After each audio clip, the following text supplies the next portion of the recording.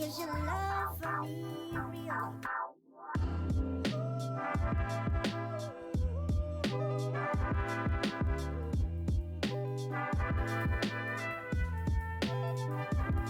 Well, I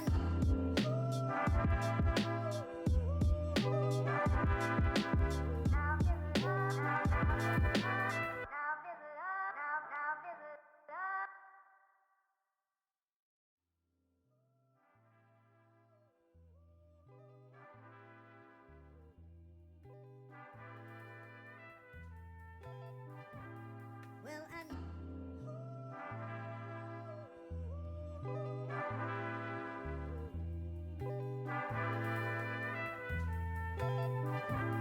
well, I know that Alrighty, hello. Today we're finally going to be starting the last main Kiryu entry in the Yakuza series. And after taking a small break away from the Yakuza series, it's going to be pretty good to go back. Especially because this is the final entry in Kiryu's story. Which I think I'm kind of ready for after how many stories we've had involving Kiryu and how many storylines he's gone through over the course of so many different years the games is based upon. Yeah, it's gonna be weird though, I think, saying goodbye to him. Even weirder because for Yakuza 6, I don't know anything about the story. The only two things that I know is it's the last main game with Kiryu as a playable character, and it's on the Dragon engine. That's it. That's literally it. So, I don't know what to expect from the story.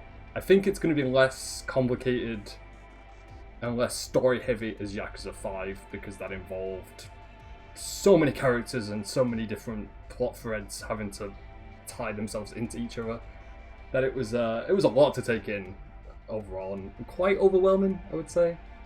So that was also why I took a bit of a break from the Yakuza series, because we needed that break. We needed one game just sandwiched in between Yakuza 5 and Yakuza 6, so I wouldn't just get completely overwhelmed and mentally exhausted. So also, let me double check the audio settings, because I did do these the other day. Okay, let's actually change all these down to like 88, because I don't want the game to be too loud, even though it's probably going to get loud in some places, because every Yakuza game does that at some point. Set to difficulty, easy, normal, or hard. We'll go with normal. Game uses an autosave feature. That's no problem. But I'm really excited to be finally playing Yakuza 6 after such a long time away. Yakuza, the meaning. The word comes from a losing hand in the gambling game Ochio Kabu, and came to be associated with those who lost to gambling. Yakuza themselves prefer a word with a more righteous connotation.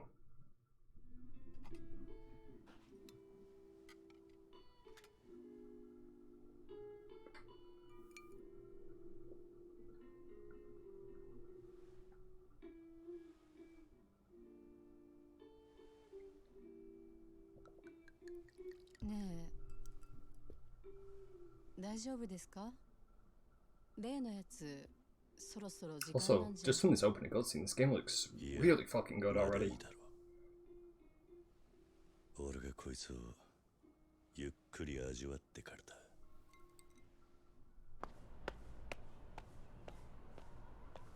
Maybe it's because it's on the Dragon engine, but like, god damn, this game looks good already. I'm only 30 seconds into it. 踊るはこの店にもう顔見せんな言うたじゃろうが。うちのお客に勝手なこと言わないでくれる？こいつよりわしの方が常連じゃろうが。ママはどっちの方が大事なんじゃ？お？今度こそ白黒つけちゃるけの。ああ、はよついてこい。 I don't think this man is aware of who Kiryu really is, because Kiryu's about to kill this dude. ちょっと南雲くん。あ、いや。また後で弁償するけんの。ごめんってキヨちゃん。すぐに戻る。かばっちったれか。二度とここに顔出せないようにしちゃるわ。また後で来るけの。 Also wondering how they're going to explain the ending for Yakuza 5. Well, the after credits ending anyway. Because that left on a massive cliffhanger. And I also don't know the gap between Yakuza 5 and Yakuza 6. Like, if I had to take a wild guess, it'd be a year. Because I think every Yakuza game has been a year or 2 years. Time gap between each entry. 念仏でも唱えとけ。わしもの惚れた女の前で酷にされたままじゃ。かっこつかんけえの。広島ヤクザ敵に回したんが運のつきじゃ。すかした顔してなめ腐ってから踊りや。おい。なんじゃ。 I feel like this guy's going to be like a tutorial into how Yakuza 6 works. そんなに死に急ぎたいっちゅうわけかの。いいからさっさとかかってこい。お前の脳が聞いてるとこっちの予定が狂っちまう。そんじゃったら安心せえ。今日から先踊れの予定は全部白紙じゃ。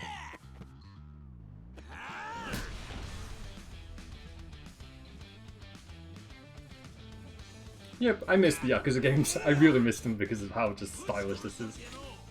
So before we actually fight this guy... Oh man, that's a really nice menu as well. Let me actually change the audio settings because the game sounds a little quiet actually. Just a little bit. So we'll crank that up a little bit.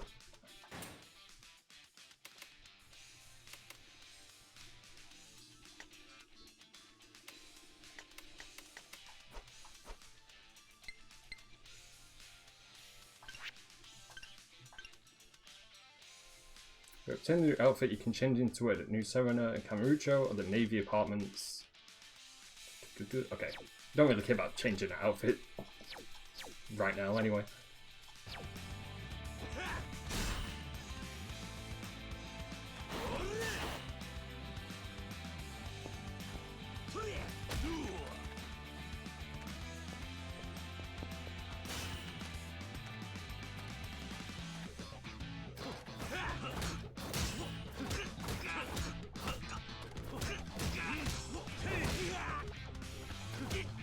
So this combat feels so good already.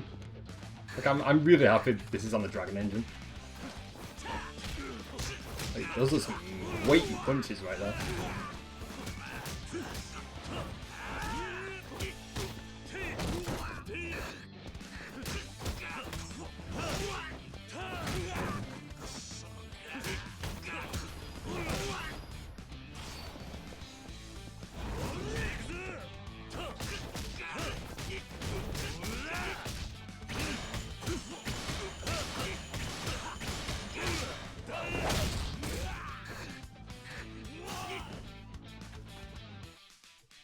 Heat orbs can also be used to enter a special mode called Extreme Heat Mode. It's RT to burst into flames and awaken the Dragon of Dojima. In this form, your heat will drain quickly and attacks cost heat. However, there are weapons and special attacks that can only be used in this mode. Pain won't even phase you, so it's perfect for one-on-one fights. So we just become a complete tank then when we go in Extreme Heat Mode.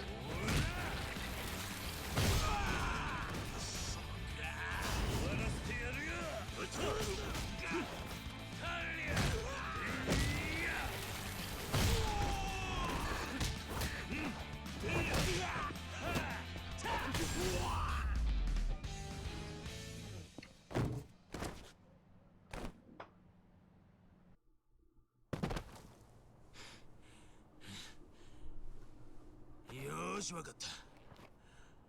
そしたら第1ラウンド終了じゃ。わしも体が温まってきたけ。こっからが本番じゃ。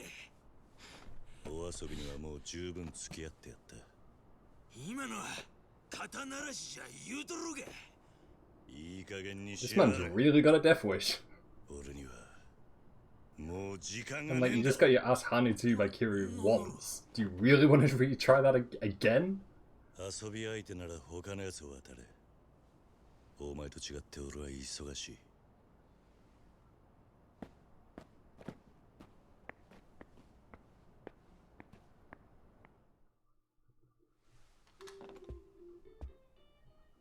おかえりなさい。ああ、どうにか間に合ったな。ええ。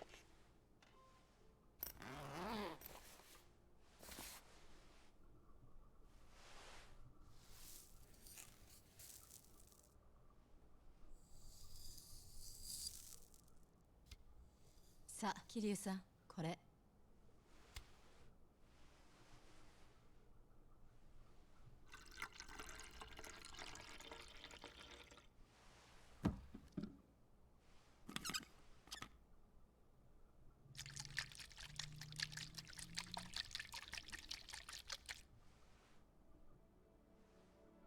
I thought for a second he was dealing with drugs then. I was like, what is Kiryu doing with, as a drug trader? But he was just making milk. For a baby. Is this Kiryu's baby? Did Kiryu have a child? いい飲みっぷりだぜ。 In the small gap between Yakuza 5 and Yakuza 6, he's now got a kid.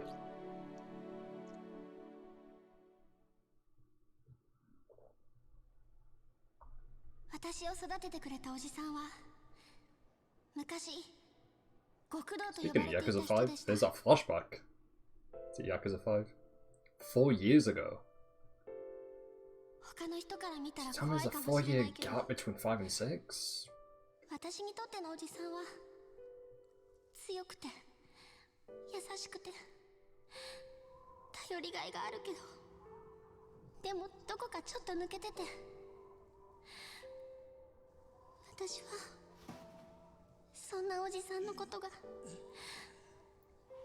大好きでした。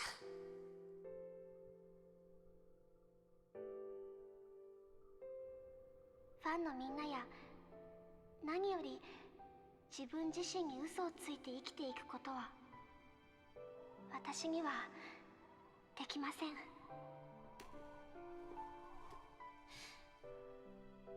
私の夢は I'm glad that they do have a flashback to Yakuza 5, otherwise I would probably have forgotten a majority of things that happened. 大好きな人たちと一緒に幸せに暮らすこと。だからもうこれ以上歌うことはできません。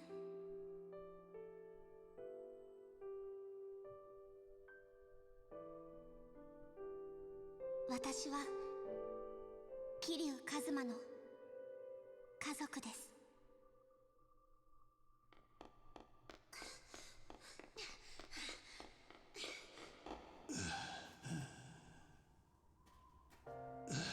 See, this was the biggest scene in Yakuza 5 that I last remembered.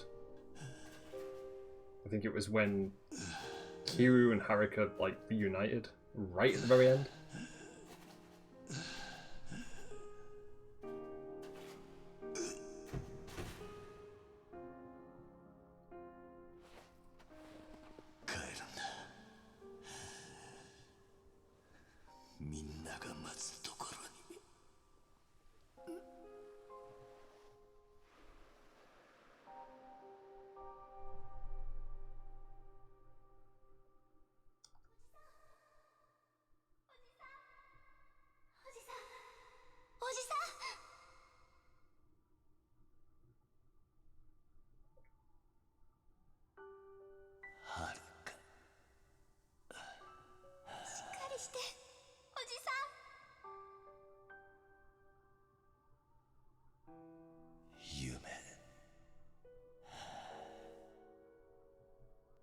夢じゃないのか。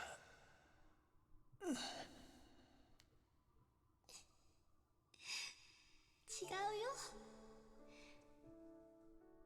私はここにいるよ。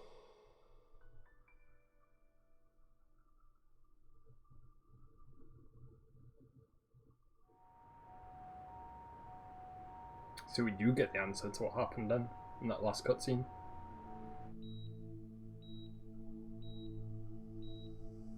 mean, of course we knew he was alive because of the introduction to Yakuza 6. Like, of course, they're not going to kill him off.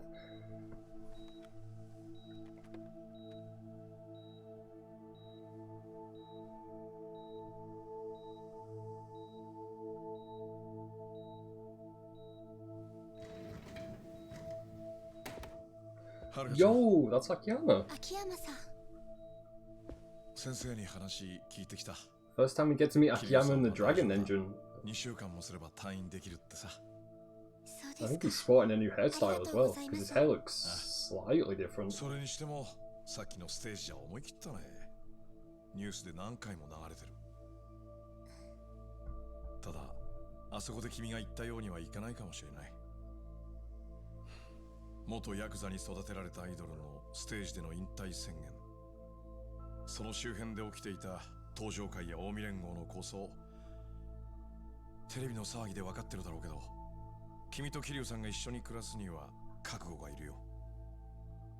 周りが静かになるまで少し時間がかかる。ええ、まあ俺なんかが外野から口出す話じゃないか。君らならきっと大丈夫。乗り越えられるさ。はい。秋山さんには本当にいろいろ助けてもらって。そういえばお仕事の方はいいんですか？町金の社長つってもうちは秘書がしっかりしてるから、少しくらい俺がフラフラしてても大丈夫なんだ。気にしないで。はるかちゃんは桐生さんが良くなったら沖縄のあの養護施設に朝顔に戻ることになるのかな。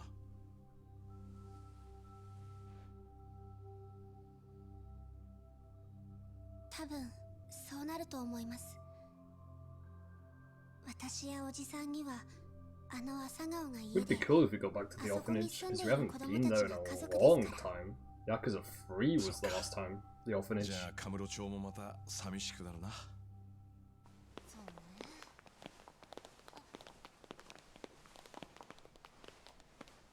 There's Majima and Tiger. なんや札の旦那方、えらい怖い顔して患者ら怖がっとんで。 It's kind of crazy to me that they're just like showing all the major important characters so quickly. 俺に言うやろ。あ？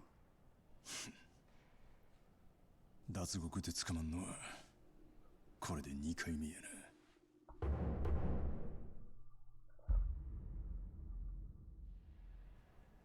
話が早くて助かるな。酌量の余地はある。冴島隊がおとなしくしろよ。ジタバタする気なんかあらへん。 Though it is sad though that Tiger has to go back to prison. クソが。なんで兄弟ばっかりこんな目に遭うんや。 Like the perfect ending for Tiger would be he would be a free 後の man ことは頼んだで。 and be able to like spend time with Majima お again. 前らが東上会でごとごとの後始末しとる間、俺は無所で楽させてもらう。それから桐生一馬の病室はそこだな。なんやと？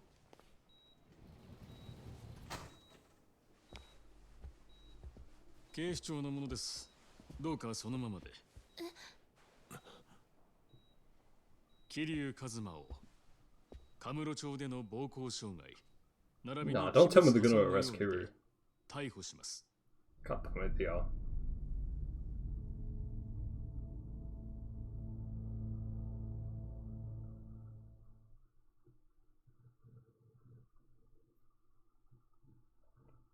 Like, man's just recovering in the hospital and they're about to arrest him. Like, come on, man. Kiryu cannot catch a break.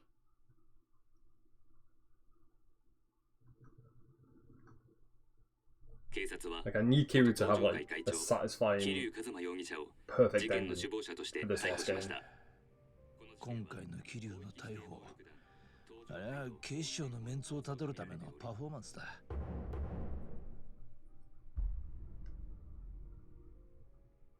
パフォーマンス？抗争を引き起こしたのは間違いなく近江連合なんだが、世間から見りゃ近江も東上会もヤクザに変わりねえ。東上会関係者からも逮捕して両成敗にしねえと世間を納得させられねえんだと。まあ警視庁もちゃんと仕事してるってアピールだ。確かに桐生さんは東上会の元4代目です。けど今回の構想を収めるのに一番体張ったのもあの人だ。なんとかならないんですか。 I said you hope there's a 桐生さんの担当刑事でしょ。 setting in the option to 誰が切る turn off the skip 人聞き button 悪い。 in between cutscenes. そもそも Because 桐 that's 生さん slightly が逮捕さ distracting れ how た it の just は like どうなん will ですか。 show and then disappear every 現 so 役バリバリ second, の every 東 few 上会 seconds. 幹部はお咎めなしって聞いてますけど。警視庁のポーズのために幹部連中捕まえたら今度は東上会の下の連中は収まらねえだろう。せっかく終わったヤクザの構想に警視庁が火つけ直したってことになりゃ上の首がいくつあっても足りねえ。だからって引退してた桐生さんを東上会の代表として逮捕するんですか。東上会の4代目ってだけじゃねえ。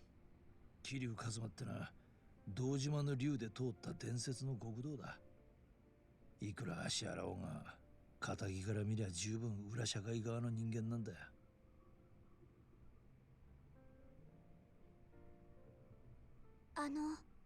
ん？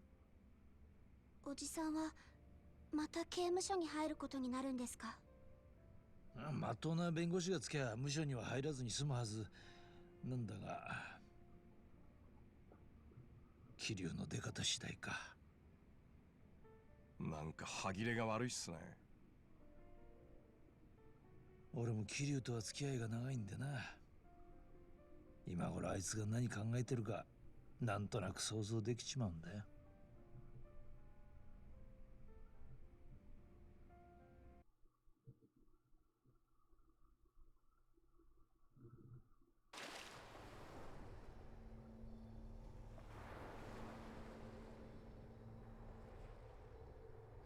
ここは一体ん。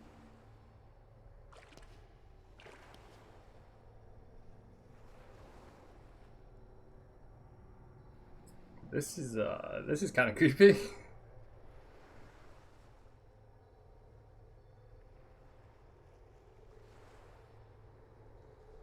Kiru's just having the wildest dream. Oh, and we can also like move Kiru. Okay, let me change. Oh, I can't go into the game options though. Guess I just gotta go and talk to everybody.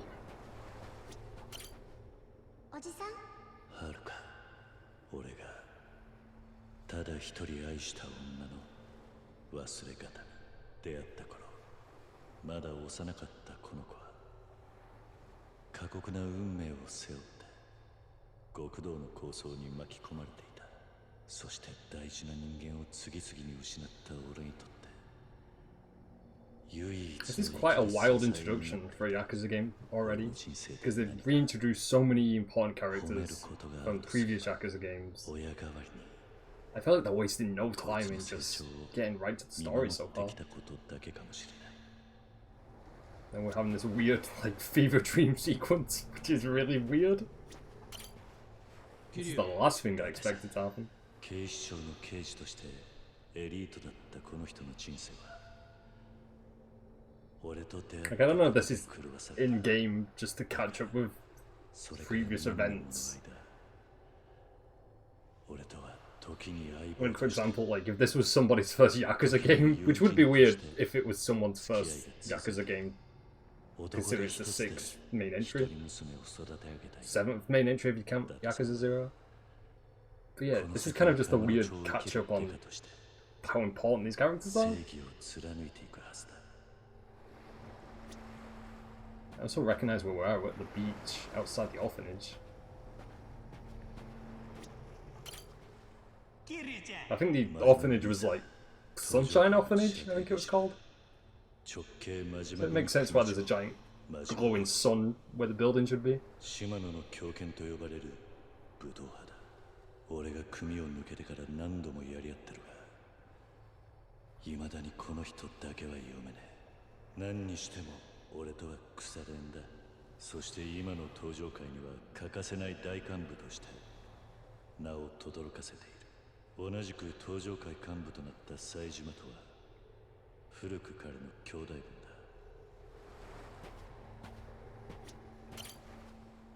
桐冴島、かつて18人の敵を殺したとして登場界の伝説と語り継がれる極道冴島大が俺と初めて出会った時、冴島は脱獄囚だった。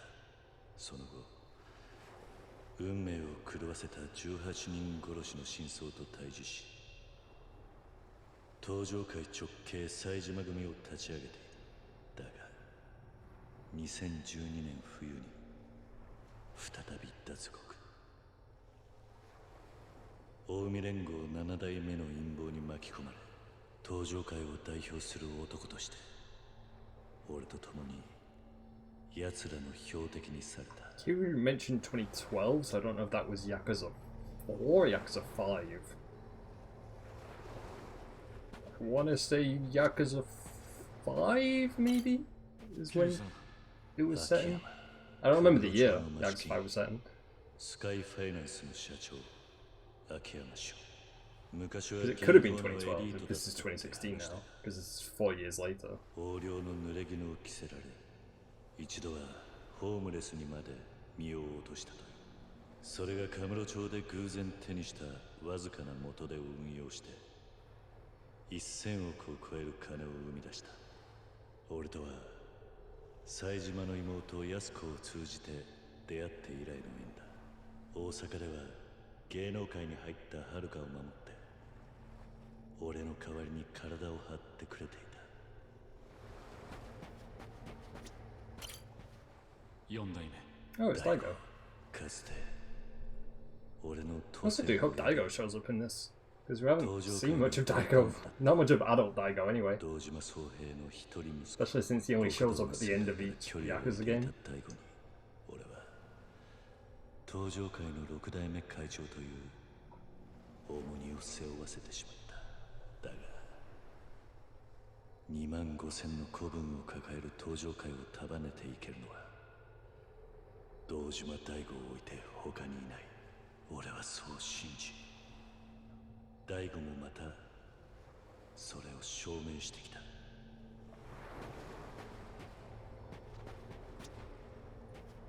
These are the, I think these are all the orphanage kids, I think. Yeah, they are.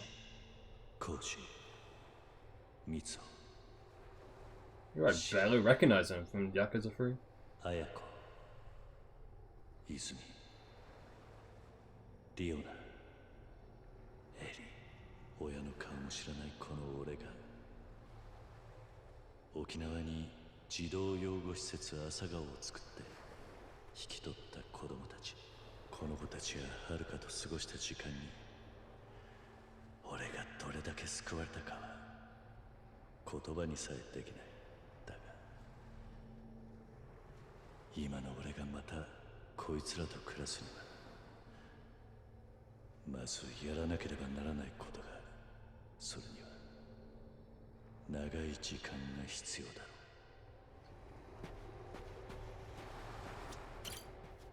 桐生、伊達さん、警視庁の刑事としてエリートだったこの人の人生は俺と出会ったことで狂わされた。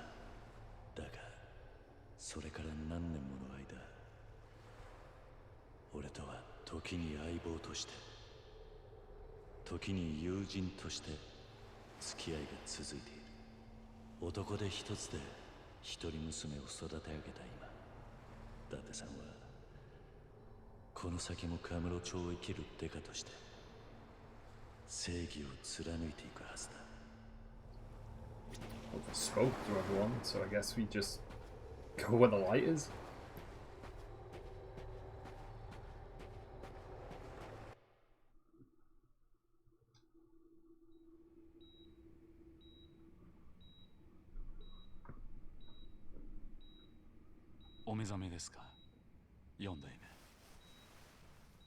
Hey, there's Daigo. Like, the real Daigo now, not a weird dream sequence type Daigo. 大悟かお互いみっともねえ So why is Daigo in a wheelchair? いくらか桐生さんの方がマシですかね。 I'm like, did he get injured in Yakuza 5 and I just totally forgot about it? 何か話があるのか。ええ。桐生さんのことで妙な噂を聞いたんですが。よかったら少し外の空気でも吸いに行きませんか。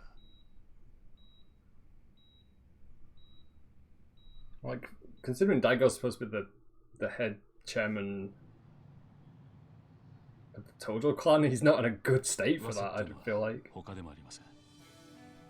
桐生さんが無所に入るって話です。I'm like, it makes sense why Kiryu's in hospital, because the amount of times he's been close to being killed off. Daigo, though? I'm surprised Daigo's in this state. 沖縄の朝顔のことです。ああ。俺がこのまま沖縄に戻ったとして、朝顔の子供たちが遥と静かに暮らせるとは思えねえ。どう言い繕ったところで俺は元極道で、遥はその関係者だ。世間の目引いちまった以上、マスコミに追われるのは目に見えている。俺が遥にその覚悟があるとしても、朝顔の子供たちは巻き込めない。俺がまっとうにあいつらの元に戻るためにはけじめが必要なんだ。それはわかります。でも無所に入るって何年ぶち込まれるかもわからないんでしょう。はるかちゃんやあなたを待っている人たちを。 I really hope Kiryu doesn't go back to prison. I mean, he spent 10 years doing a 10-year sentence for being Ishiki back in Yakuza 1. 俺やはるかに世間が注目してい The る。 reason he was in prison for that situation was because he took the blame for Nishiki. 次無所を出たら今度こそ俺も日の当たる場所を歩ける気がする。ドーンのステージではるかは堂々と俺のことを家族と呼んでくれた。なら俺もそう呼ばれて恥ずかしくないようにしておきて。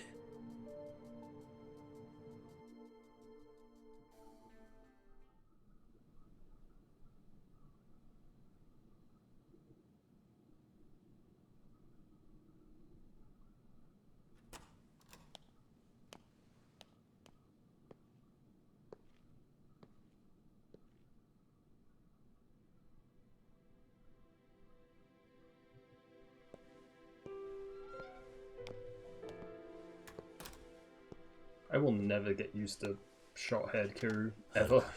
It looks so weird on him. よく来てくれたな。It just doesn't suit him at all. Like, with Tiger, I can get used to it because I think that worked well on him when he had short hair. But Kiryu with short hair, no. ならよかった。It's so weird looking. みんなもおじさんに会いたがってるんだけど、沖縄からだとさすがにお金かかるから。沖縄の人たちはみんなよくしてくれてる。だから何も心配しないで。マスコミに追われたりはしてないか。たまにそういう人も来るけど大丈夫。すまないな、はるか。今の俺には何もしてやれないが、仮釈が出ればあと3年くらいで出られると思う。それでも3年。俺はこんな俺のことを家族と呼んでくれたお前に恥ずかしくない人間になりたいんだ。こっから先の3年はそのための時間だ。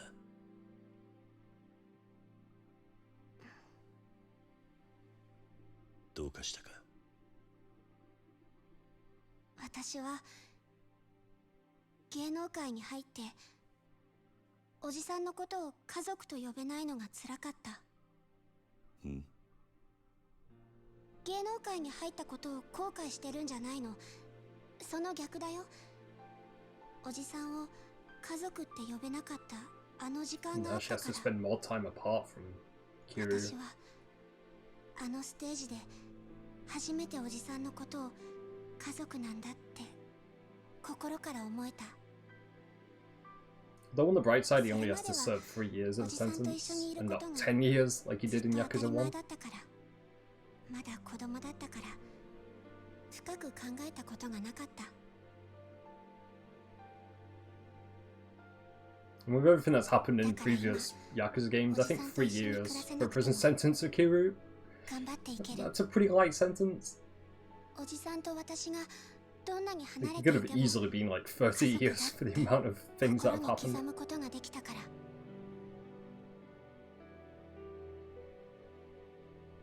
今日はそれを言いに来たんだ。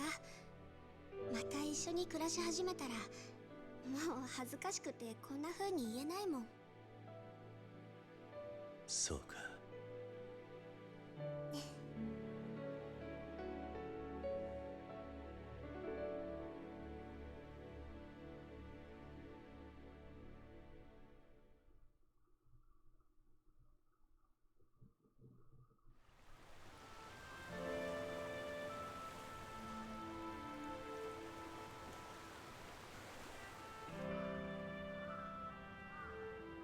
ほら、できたよ。ちょっとテーブルの上片付けて。カージ、こんなとこに漫画置くなよ。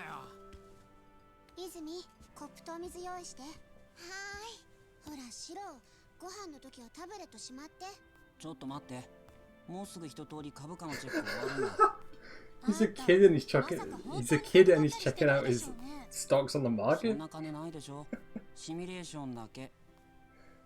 みつおがまだ練習から戻ってないよ。 Like, that kid's learning young. 張り切ってるな。野球推薦の話でしょ。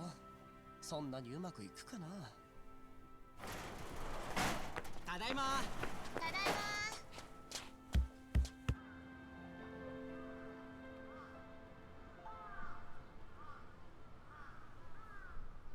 はるか姉ちゃん、おかわりある？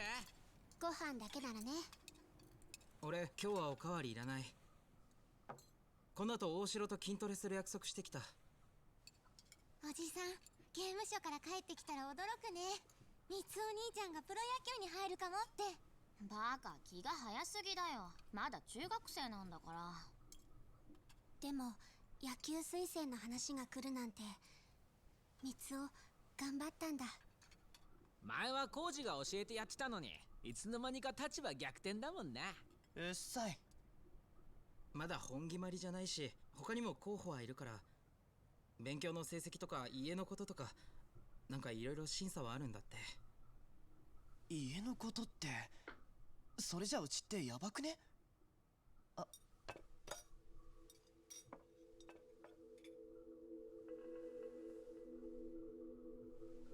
バカ。いや、でも実際さ。大丈夫だって。俺が朝顔の子供ってことはみんな知ってんだから。その上で来た話なんだ。だからもし話がポシャったとしても、それは俺の力不足ってことだからさ。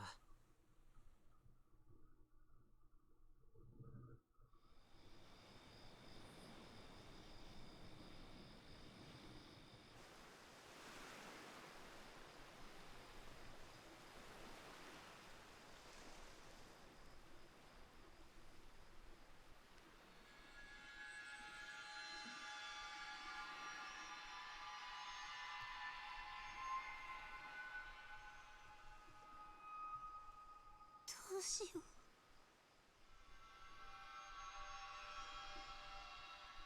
おじさん、私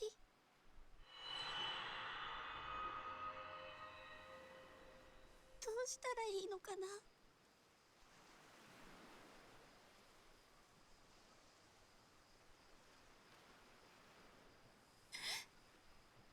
っぱりここに帰ってきちゃいけなかったんだ、私。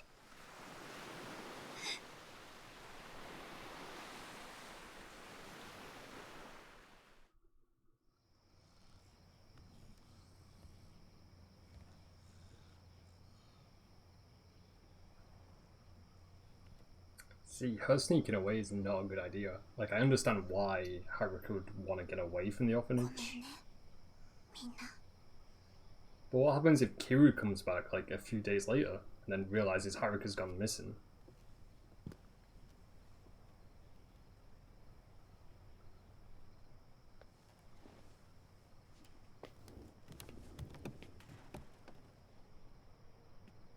Ayako, やっぱり出ていくんだ、お姉ちゃん。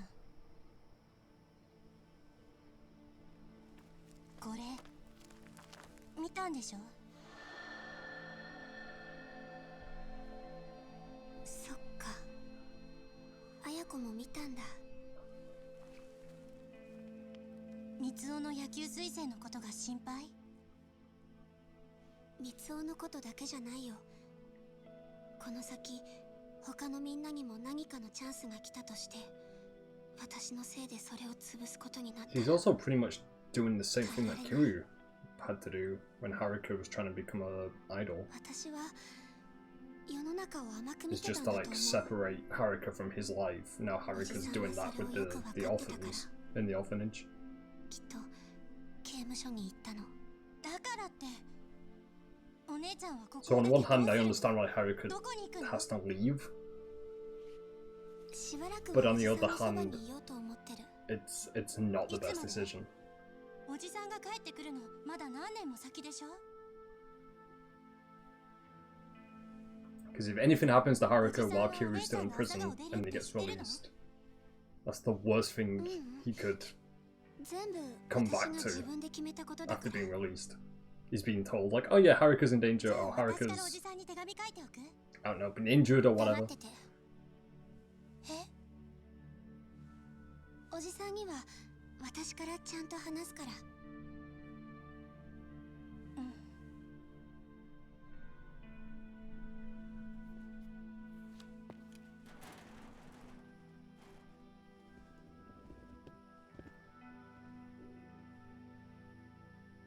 さよなら。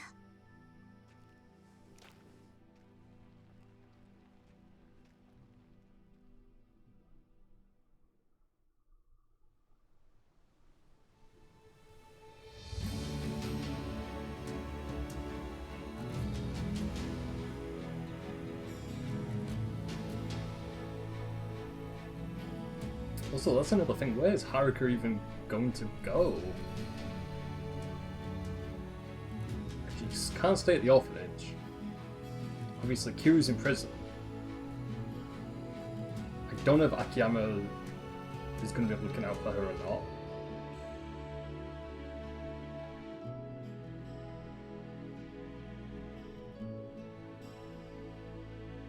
So yeah, I don't know where she would go. I don't know.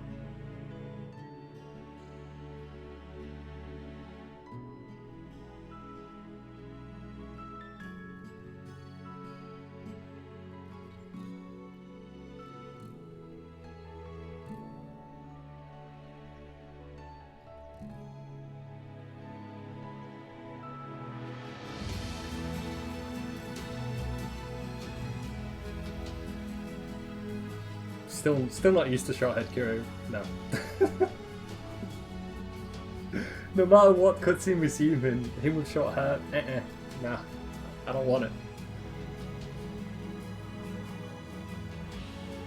I need Kiryu to just show up again with his normal hairstyle, and then I'll be happy. Because I especially don't want to play a Yakuza game where Kiryu's just got short hair the entire time. I couldn't take it serious.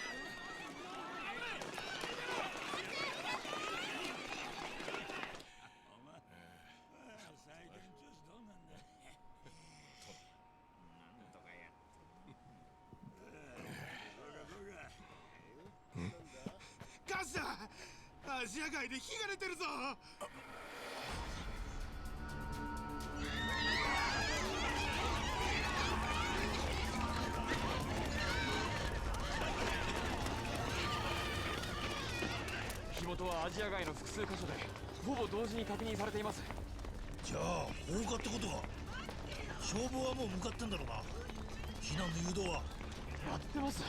でも火の回りが早くて。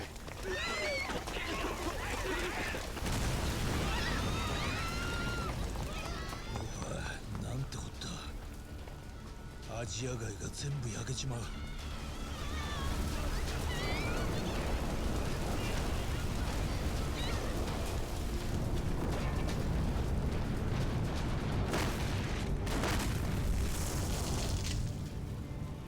We know that location had serious ties to the Yakuza. So it's gotta be Yakuza related. When is it not Yakuza related? Probably either... I would say it's probably the Omi Alliance who are starting problems again. それじゃあ我々とあなた方の永遠の絆と繁栄を祝して乾杯してもよろしいですかな? Because every single Yakuza game, it's been the Tojo Clan versus the Omi Alliance in some shape or form. I don't think the Tojo Clan would burn down that part of Kamurocho. That wouldn't make sense. So it's probably Omi Alliance related. Although I have no idea who any of these characters are. Also trying to get a clever look at the little pin that they have on the suit, but I couldn't make it out. Well, chapter 1. Finally on chapter 1. After that pretty big recap of a lot of major events that just happened.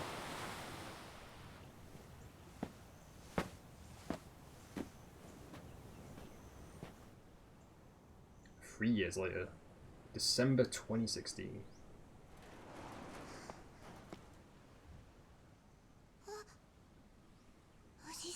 Now the orphans have to explain to Kiryu that Haruka's gone missing.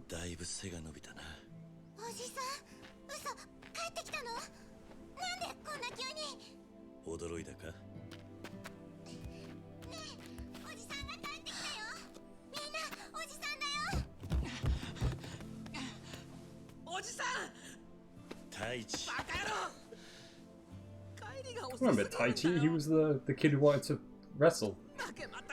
And we thought he nearly died in Yakuza 3.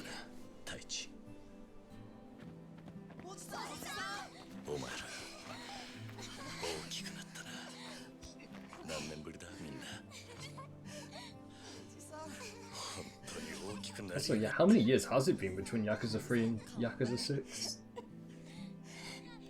It's gotta be more than 5 years. そうだよ。後から来るんでしょ? いや、一緒じゃない。はるか、出かけてるのか? 何言ってるの、おじさん。だって He's gonna be the poor unfortunate soul to break the news to Kiryu that Haruka's not here. そういう話だったよな。そうだろ、綾子姉ちゃん。ごめんなさい。ごめんなさい。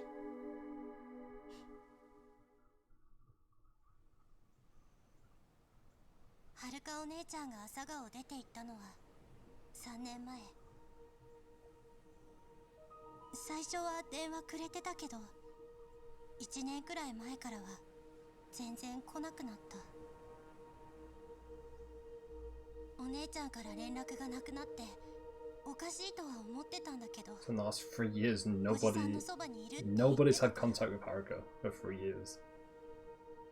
はるか姉ちゃんにもう一回電話しなよ、今すぐ。連絡はいつもはるかお姉ちゃんから公衆電話でかかってくるだけだったし、携帯は朝顔を出た後すぐ解約したって言ってた。なんで俺らに何も言ってくれなかったんだよ。いつも姉ちゃんたちは俺らを子供扱いしすぎなんだよ。ごめん。でもみんなを不安にさせたくなかった。Like, I understand Haruka trying to get away from the orphanage, but like nobody could talk her out of that idea. 一緒に戻ってくるかもって。Like, there's so many kids here at the orphanage, and not a single one could talk to her and be like, "Hey, this isn't a good idea." Like that's all it would have taken. But no, Haruka's disappeared for 3 years. はるかお姉ちゃん、泉たちのこと嫌いになっちゃったの？お姉ちゃんは私たちの重荷になりたくなかったんだよ。何それ、どういうこと？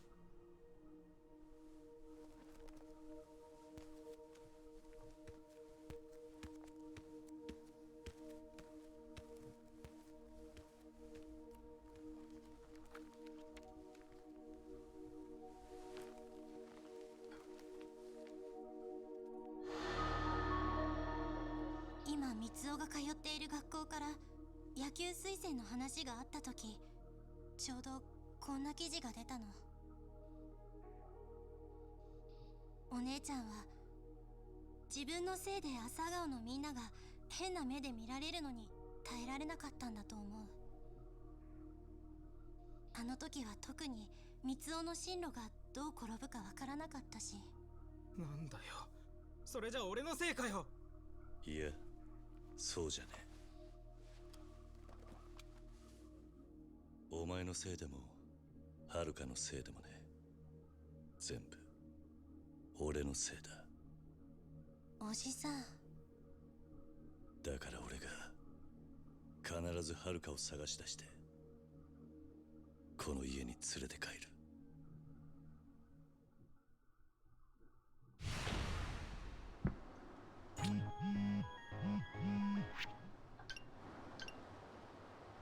The newsletter is all about the map. The minimap is displayed in the lower left corner, showing your surroundings, points of interest, and enemies. To display the entire map, which you can create waypoint markers on, use both maps to figure out where you're headed to and how to get there. We have a tip on how to save the game, but we already know about that.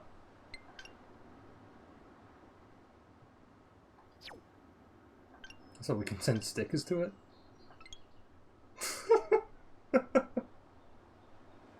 That's so... I kind of like that idea, that we can just randomly send stickers to the game giving us tips and advice on what to do next. Also, yeah, let me go into the settings and see if there's a way to turn off the thing that I wanted to turn off. Hide skip prompted dialogues, yes. There we go. Also, we'll put the audio up just a little bit.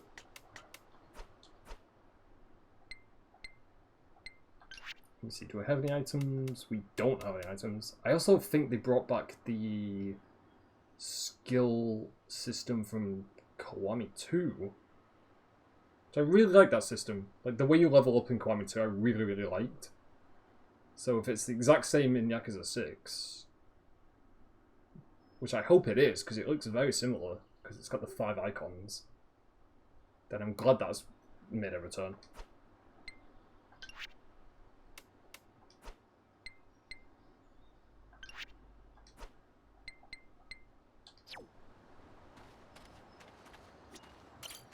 Ayako お姉ちゃんもひどいよね。今までずっと黙ってたなんて。遥の件は綾子が悪いんじゃない。だから綾子を責めないでやってくれ。綾子も今まで言い出せなくてきっと辛かったはずだ。それは分かってるけど、でも家族には本当のことを言ってほしかったな。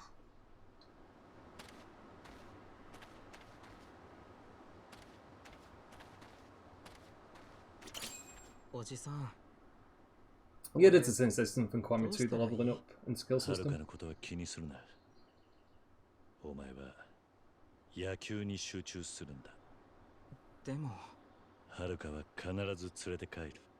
そうしたらみんなでお前の試合を応援に行くさ。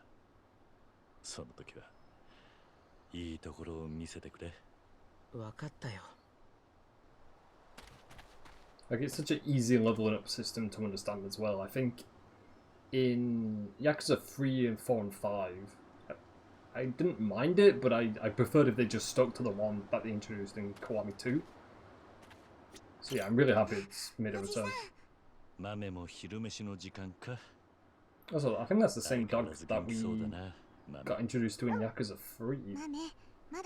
Yeah, it is the same dog. Yeah.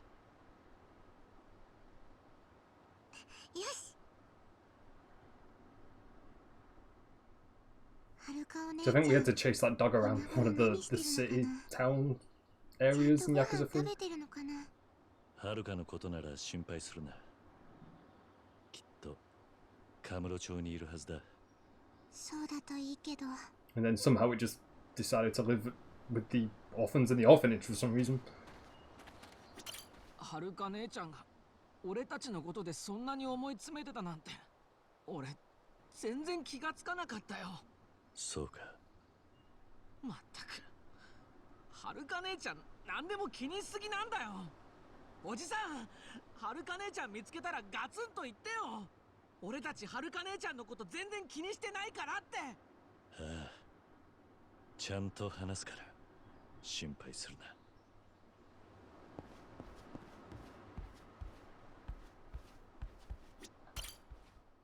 あ、おじさん、さっきネットでいろいろ調べてたんだけど、はるかお姉ちゃんに関する情報は何も見つからないんだよね。SNS とか全然やってないみたい。そうか。調べてくれてありがとうな。はるかについてはとりあえずカムロ町の知り合いに聞いてみようと思う。もしかしたら何かはるかに関する情報が見つかるかもしれない。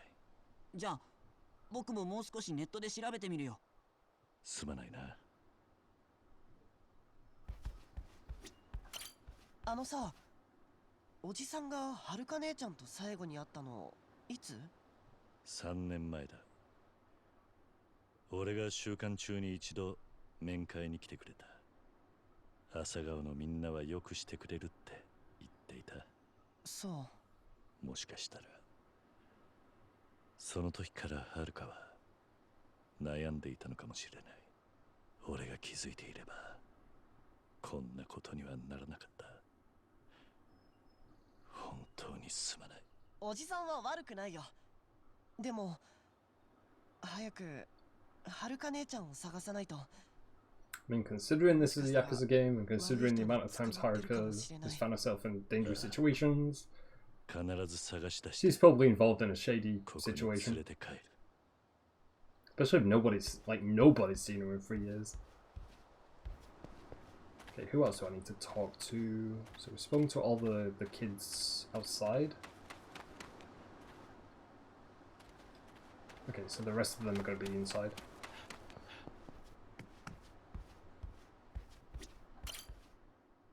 はるかお姉ちゃんを探し出すってどうやって探すの、おじさん？そうだな。まずはカムロ町にいる知り合いを当たってみる。知り合い？ああ、秋山って男だ。大阪やカムロ町ではるかの助けになってくれていた。あいつなら何かはるかに聞いているかもしれない。すぐに電話で連絡を取ってみよう。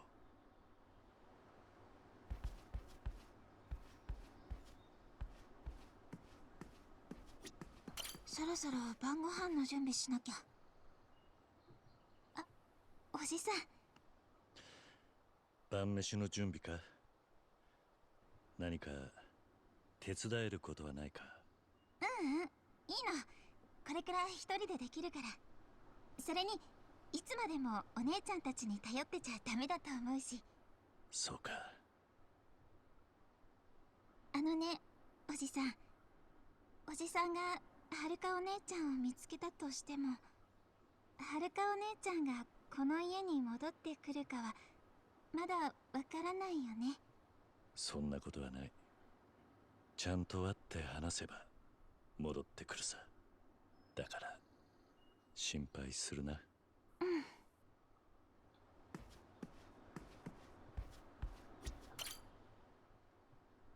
お客様がおかけになった電話番号は現在使われておりません。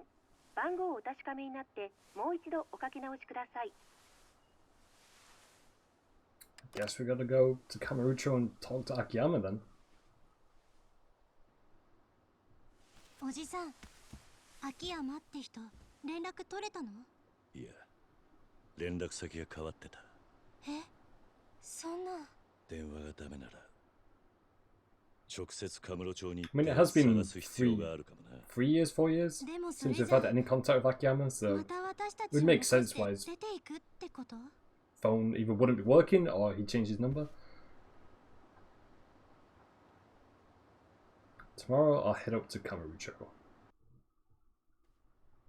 It's also going to be the first time not Yakuza. It's going to be the first time that Kiru's been to Kamurocho in quite a long time. I nearly said, for a second there I nearly said it's been a long time since Yakuza went back to Kamurocho. Then I remembered, yeah, every Yakuza game is in Kamurocho.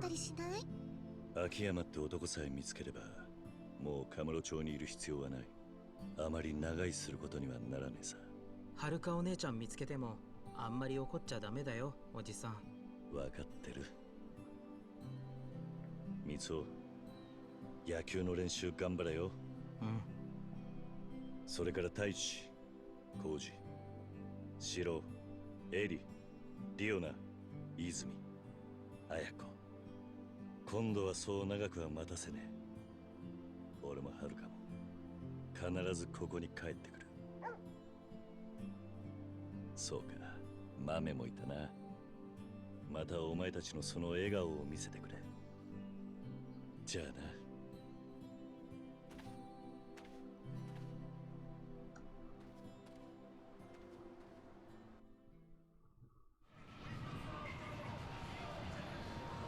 See, definitely wouldn't be a Yakuza game without Kamurocho. So of course we had to go back here.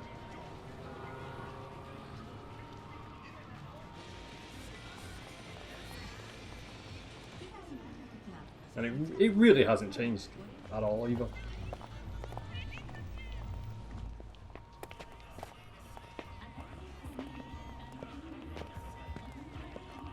Speaking of things that don't change, Kiru's still in the same suit that he was in. It's the same suit from Yakuza 1 as well.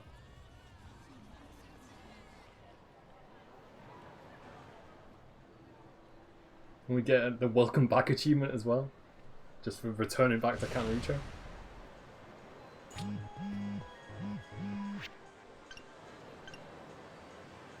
I want to tell you about an app called Awards. You'll earn some valuable XP for objectives you complete here. Clearing some easy objectives is a good way to earn experience points early on.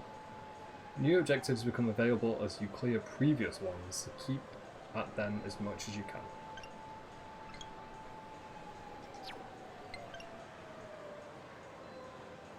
You'll shift to a first... Oh yeah, so they brought up the first person perspective as well. You can sprint by holding down A. Okay. I also wonder, can you change the sound that the phone makes? I do wonder if there's actually a way of doing that or not.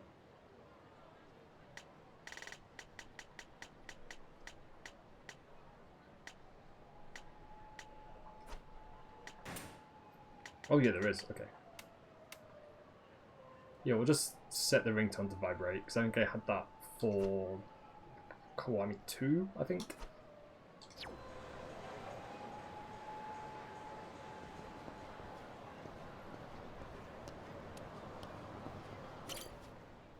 Also got 30,000 yen with us. Yeah, let me check out some of these drinks. Boost experience points from battle. Okay, we'll definitely buy one of those. That's also really cool that it just appears in your hand instead of going into your inventory. It's like a really small little thing they changed, but I really like that they changed that.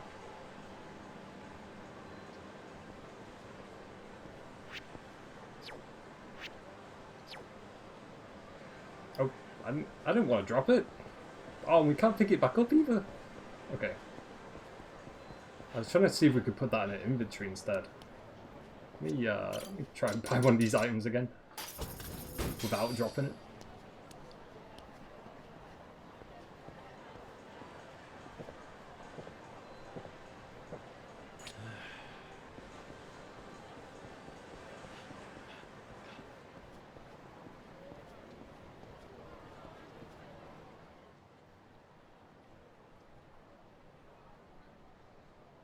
No matter how many years past, Kamurocho still looks the same. やっぱり桐生か。伊達さん。なんだよお前。いつ無所から出てきた。まあ、ついこの間だ。たく、お前が出所する日は何度も問い合わせてたんだがな。誰からも連絡が来やしねえ。ああ、でもよかったぜ。偶然でもこうやって会えたんだ。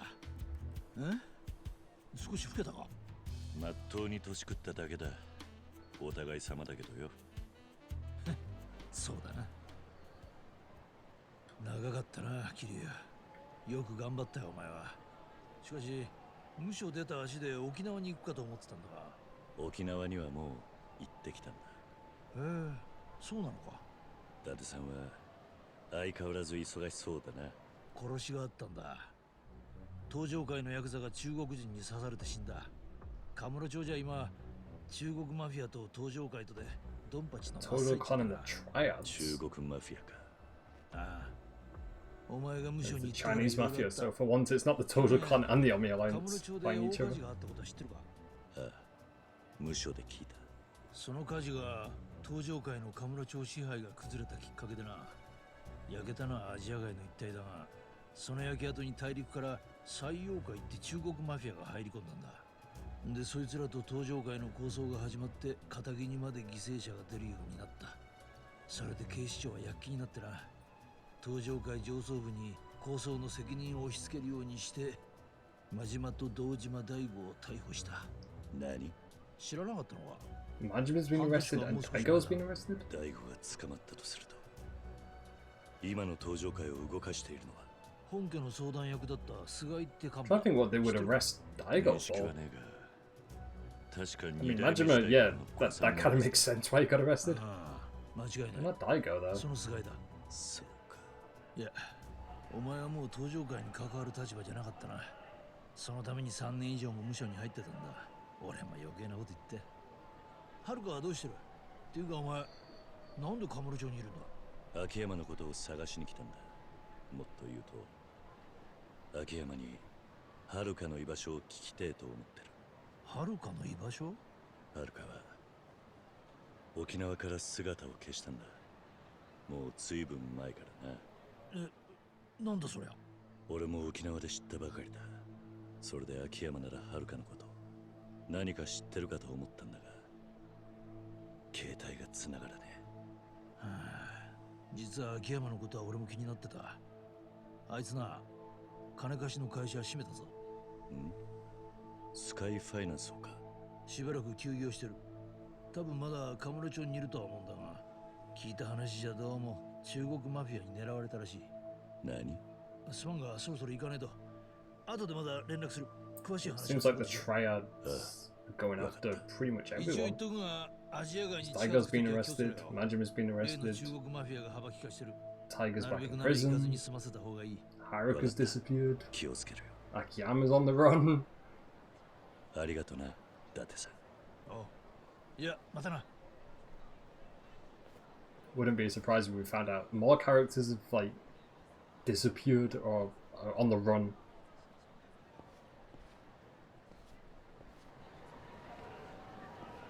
I do want to explore Kamutra a little bit though before we actually go to where we need to go. Though maybe we're not actually allowed to explore Kamutra too much, so I think a lot of it is closed off at the moment. Yeah, it looks like we can only go to where we need to go for the story by the looks of it.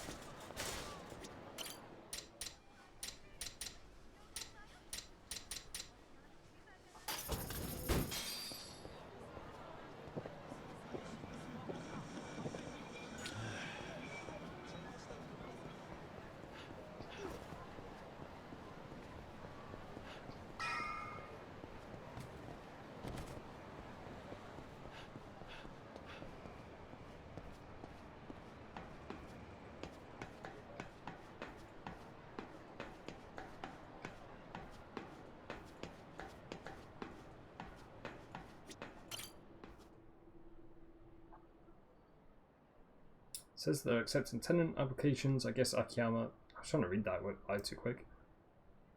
Maybe I should hit up more stalls around for more info. There's some great local restaurants to check out while you just want to relax, recover lost health, and gain a bit of experience points. Certain meal combinations may even give you bonus experience points. Eating after you've already full will recover health but not grant experience points. How do you get hungry again? By burning calories. Whenever it's running around the city or beating up street trash, you're sure to work up an appetite doing what you do best.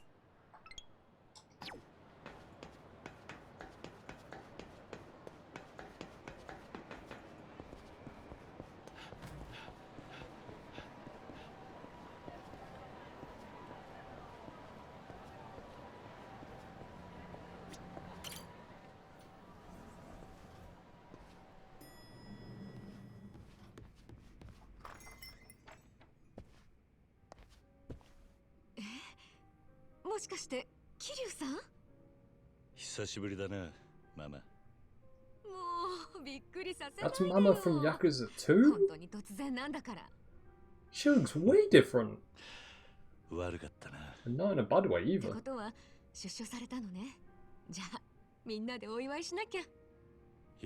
See, for some reason I thought this was a completely different character because I remember Mama looking older in Yakuza 2. But her character model over here looks way younger. そうなの。ここ最近いろんなとこで殺人事件が起きて、本当に治安が悪くなってきちゃった感じよ。Damn good キリさ though. んも気をつけてね。Like, そうだ。 I ママに聞き yeah, た I い was こと not がある。 expecting her to be Mama. 何かしら。I don't know what they did to her in the Dragon Engine. Well, actually no, because the Dragon Engine was in Yakuza 2. So yeah, this must be a different character model then, because she looks way different. I'm impressed. I'm actually impressed. Ask about Akiyama, ask about Haruka. Okay, yeah, ask about 秋山の居場 Akiyama. 所を知らないか。ああ、秋山さんね。ごめんなさい。私もわからないの。少し前に突然お店閉めちゃってね。その日から全く姿を見せないのよ。変な事件に巻き込まれてなきゃいいけど。そうか。この辺りではるかを見かけなかったか。え？はるかちゃん？はるかちゃんがどうかしたの？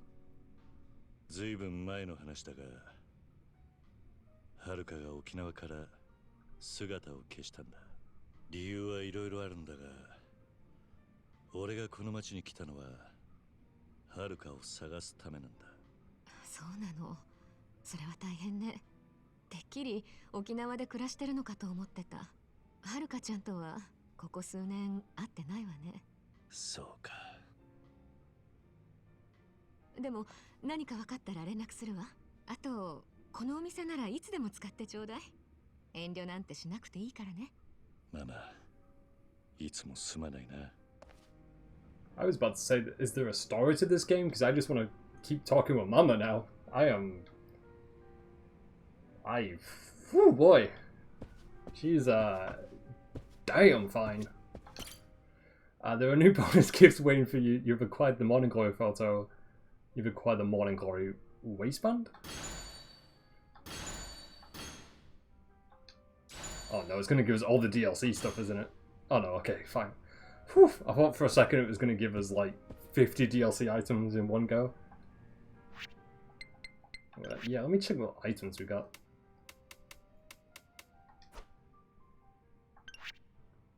The legendary confection, the rainbow bun. Eating this improves your abilities. Get 500 in each category, and it gives us extra health. And we just got another achievement just for eating one health item.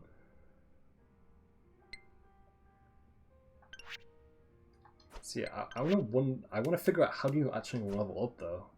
Okay, it's on the stats page, which we haven't unlocked right now.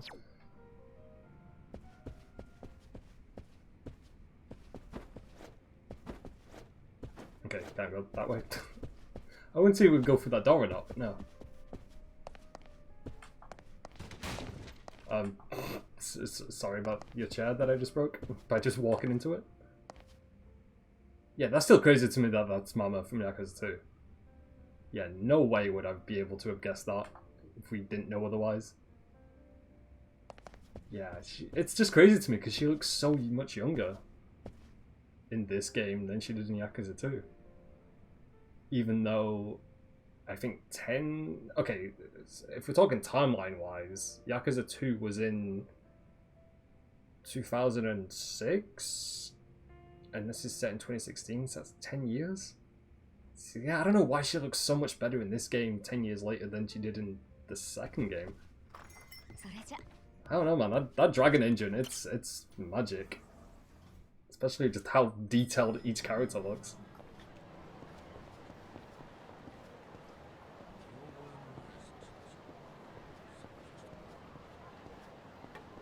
Also, this has to be a new store. I feel like with a name like Jungle Boy, I would have recognized this store instantly in a previous Yakuza game.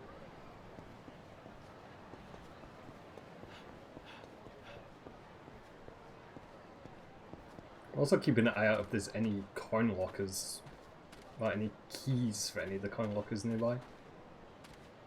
So I remember there was a lot of them in Yakuza 5 and they were hidden in some pretty crazy areas. Because I remember we had to go into first person mode to collect, I think, pretty much all of them. Especially the ones that were really, really well hidden.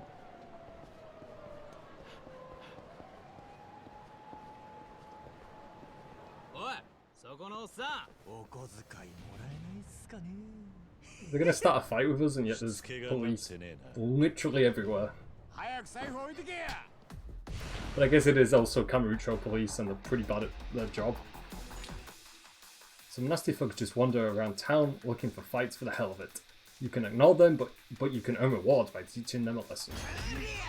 So why would we ever ignore this? I like beating up senseless thugs.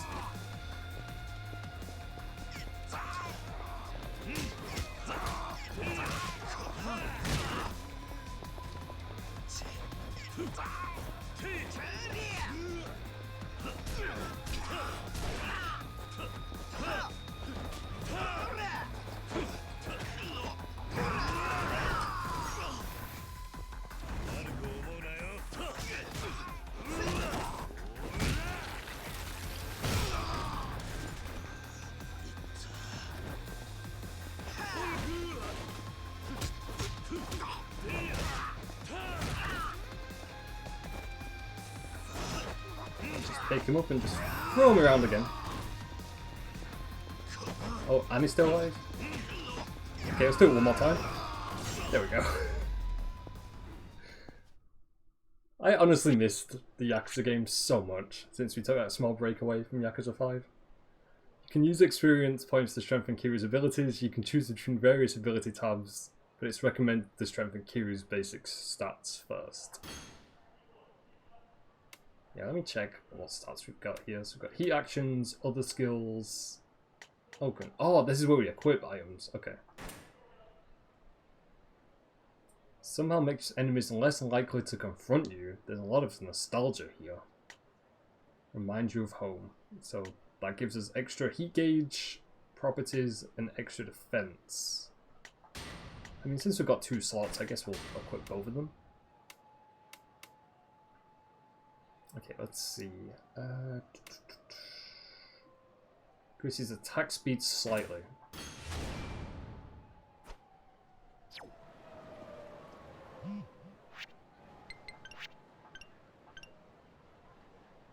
The Champion District is undergoing renovation to address the deterioration of buildings within the area. Please stay alert and yield to construction crews. Access to Park Boulevard is limited due to major construction on the sewers of the north side. Pedestrians and drivers should exercise caution while in the area. This is an automated message. Please do not reply directly to this account as you will not receive a response.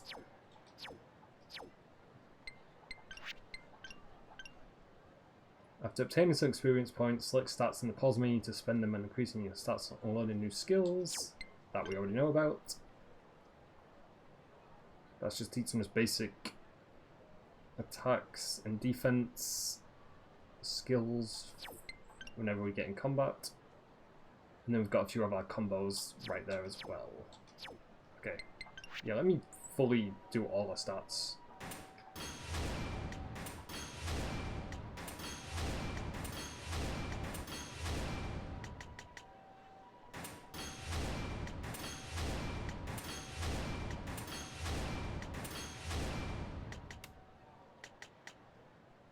Attack immediately after sprinting.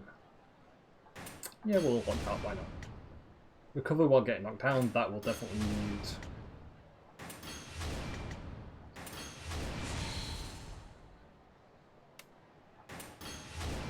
I think I'm just going to learn a few skills in each category, I think.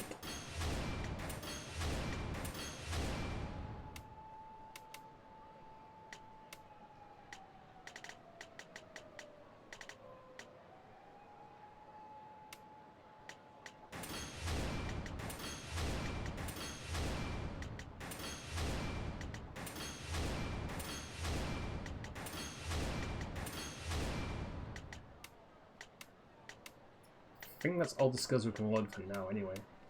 So we did get a handful of them done.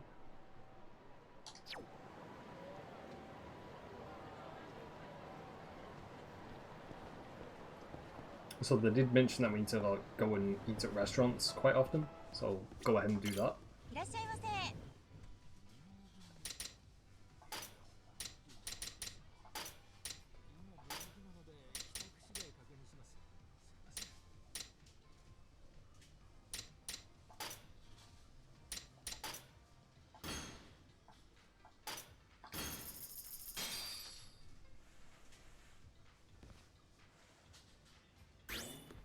うまいな。さあ行くか。ありがとうございました。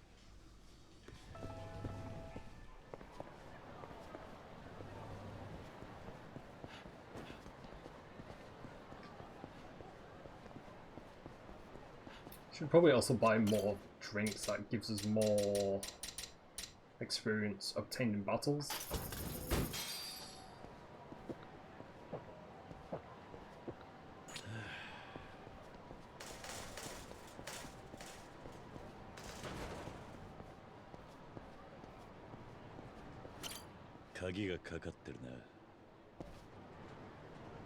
Those are new. I don't know what this is though. Need to find the combination to the box, I'm assuming? So that's what it looks like. I don't see any key holder on there. So yeah, maybe we just have to learn combinations to vaults now? Okay, we can't go that way.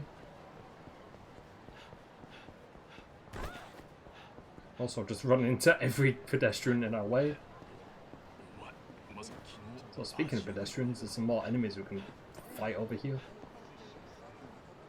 Hey buddy! Hey, there we go. Just gonna bump right into them.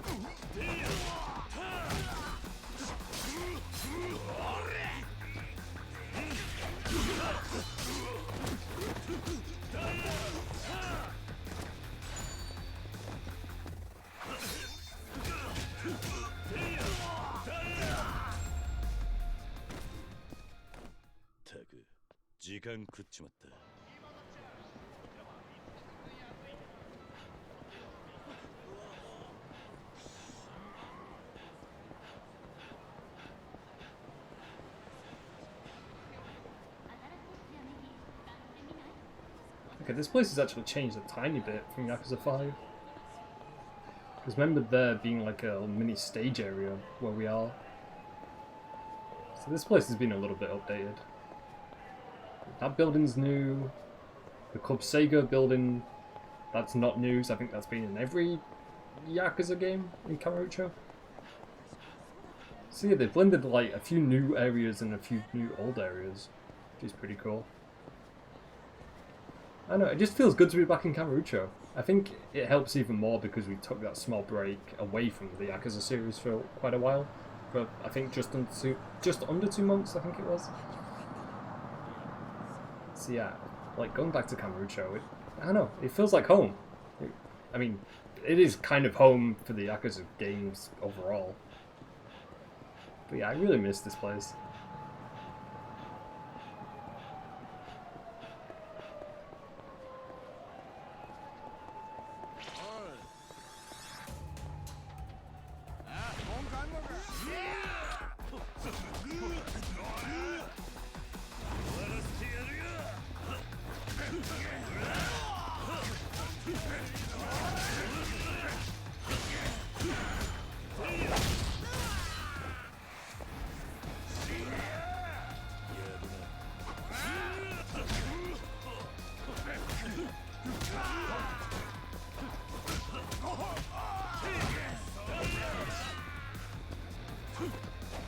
think I need this weapon more than you do, buddy.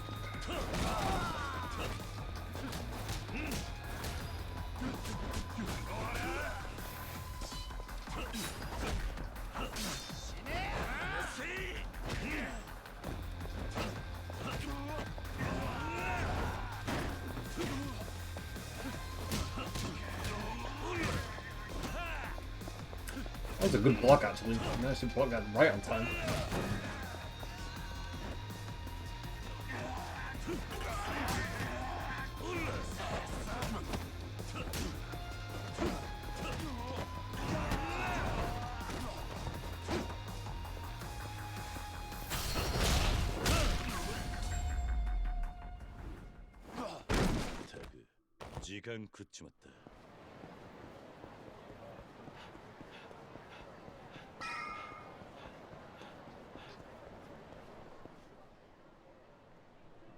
すみません、まだ準備中で。あれ？もしかして桐生さん？久しぶりだな、マスター。本当にお久しぶりです、桐生さん。一杯ご馳走させていただきますよ。マスター、ありがとう。でも今日は急ぎで聞きたいことがあってな。聞きたいこと、何ですか？スカイファイナンスの秋山って知ってるか？ええ、秋山さんですよね。もちろん知ってます。あいつと連絡が取れないんだ、マスター。ここ最近秋山を見かけなかったか？そういえば秋山さん、最近見なくなりましたね。昔はこの辺りをよく散歩してましたけど。そうか。ただ秋山さん、 So Akiyama's 噂 missing じゃアジア and 街の連 Haruka's 中 missing. と揉めてたらしいんです。その噂を聞いてからすっかり見かけなくなって。そうか。わかった。We're already 5 minutes out of prison and we're still trying to find 2 important characters. はるかをこの辺りで見かけなかったか？あれ、はるかちゃんですか？ご一緒じゃないんですか？ああ、ちょっと訳があってな。今はるかがどこにいるか探してるんだ。あ、そうですか。残念ながらわかりませんね。でも何か情報をつかんだらご連絡します。I also don't know how this guy would know about Haruka, because I don't think Kiryu's ever spoken to the bartender about Haruka before.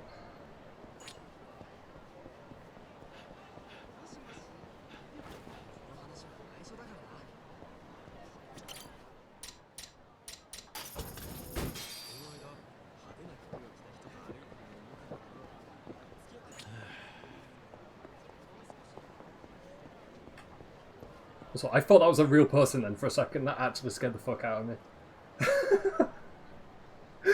It generally looked like a real person, but it's just a weird statue outside the store. That is really creepy looking. Like that? No, I don't like that at all. God, that looked like a real person just like trying to like grab us. I was like, what is that character doing?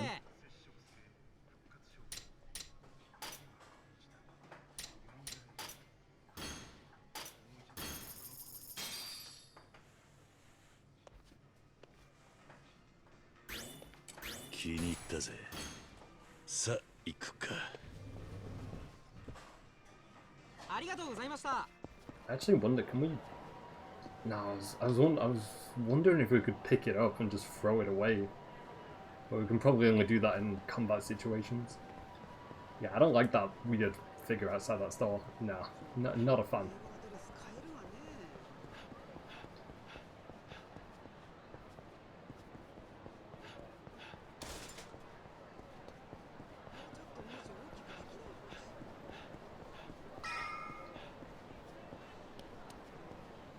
So I think this place is quite new. Yeah, this little area.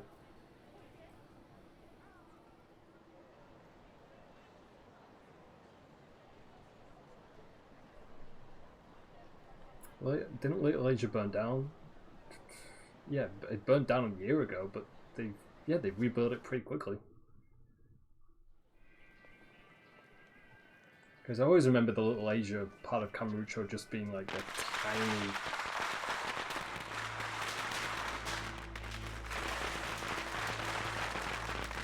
I was going to say like a tiny little alleyway. But instead said it's like a small village within Kamurocho. ここまで乗り込んできたあなた方の勇気は認めます。でも、登場界のヤクザがアジア外で偉そうな態度は良くない。エドさん。 So this guy looks like he means business. 今日は戦争しに来たわけじゃ。 Definitely looks like someone might have to fight sometime later in the story. あんたがそっちのボスに直接口を聞ける幹部だと見込んでよ。俺らも命がけで話し合いに来た。話し合いなら、その懐の銃は必要ないのでは? Also, welcome, Calico. Hey, buddy. Hello. It's been quite a while. Hope you've been doing well. お互いにフェアで行こうや。あなた方登場界の言い分は聞かなくても分かっています。我々マフィアにアジア界で閉じこもっているとでも言うのでしょう。ああ。その代わり、今度こそアジア外はあんたらの島だと認める。ボスにはこう伝えてくれ。今後アジア外以外の場所で中国人マフィアが姿を見せたら、うちは容赦なくやらせてもらうとな。それじゃあ、今までは手加減をしてくれていたのですか? ああ、そういうことだ。うちのボスの返事はもう私に託されています。ただ、私は日本語下手なので、うまく伝わるか心配でね。まさか。うちの若いもんよりよっぽどうまい日本語だ。そうですか。でもやはり、あなたの口からそちらのボスへ、これから起きることをそのままお伝えください。ああ？おい、何する気だ？撃つ気ならさっさと撃たないとね。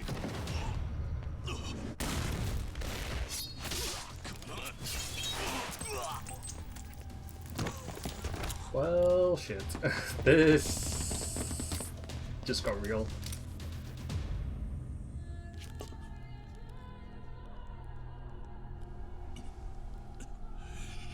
Like, they're wasting no time getting the point across.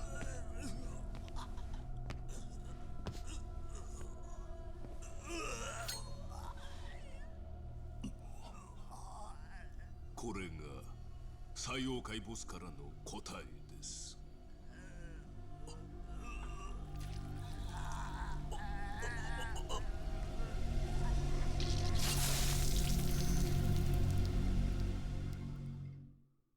In a way, I'm kind of glad they didn't show that, because that would have been brutal.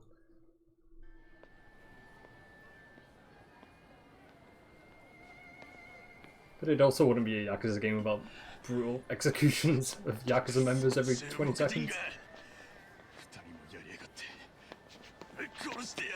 I also do like how they're introducing the triads as a major force right away. So, welcome back, Calico. Welcome. I'm sorry you got a Twitch ad at the worst timing. But welcome, welcome. It's nice to see you. 気に食わない顔だ。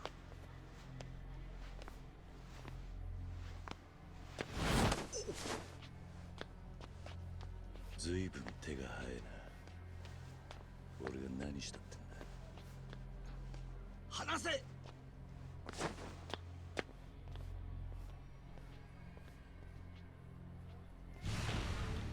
In Kiryu's defense, the triads were trying to fight him first, so we didn't do anything wrong here.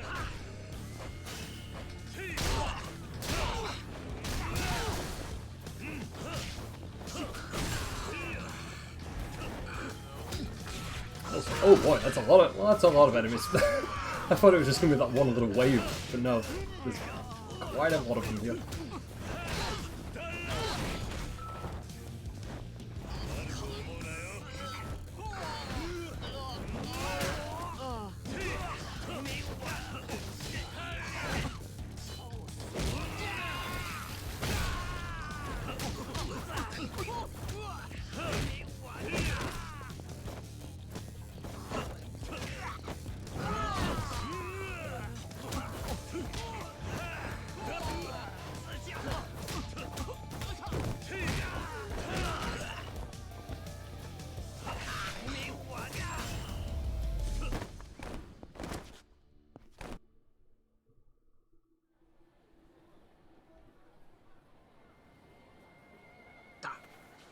誰だお前。ちょうどいい。あんたらに聞きたいことがあるんだがな。何？秋山って男を知らねえか。スカイファイナンスって町金をやってた。あんたらに狙われたって話を聞いてる。秋山なんて男は知らん。本当か？喂，这里已经没事了，咱们走吧。間違いねえ。ありゃ、4 See, 代 now 目 the だ。 problem is we just made ourselves public enemy number 1. 帰ってきたのか。おい、行くぞ。本家に知らせに行く。 Because now that people know, like, oh, Kiru's back in Kamurocho, it's not going to end well.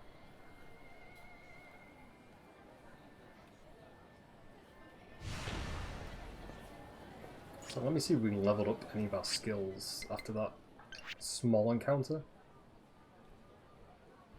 Okay, I guess I want to boost... Yeah, we'll boost that heat gauge, actually. Yeah, let me boost that up, and... Oh, yeah, we'll boost up our evasion as well.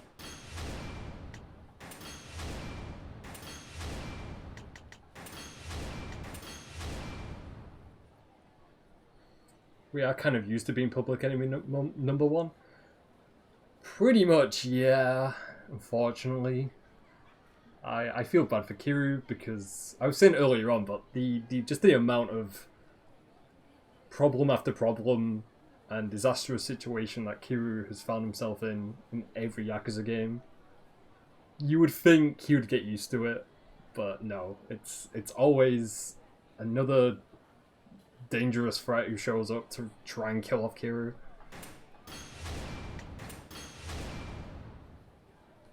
I just want Kiru just to have a quiet, happy life. That's it. That's all I ask for. But I'm hoping with this being the last game involving Kiru as the main playable character, I'm hoping we get that true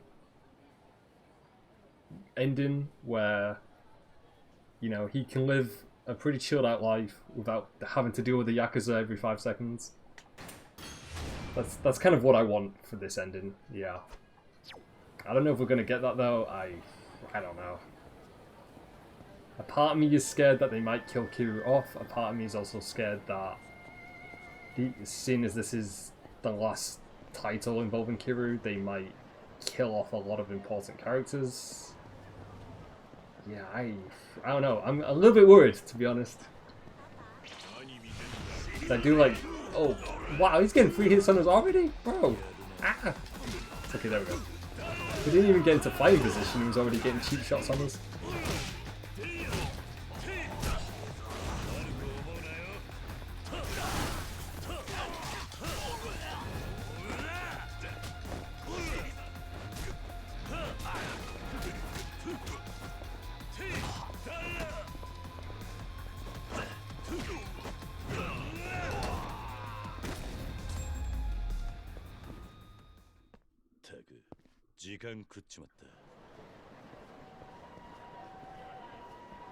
So, what's my health like right now? Okay, we're missing a tiny bit of health. I guess we could go and quickly eat to refill our heat gauge and health gauge. いらっしゃいませ。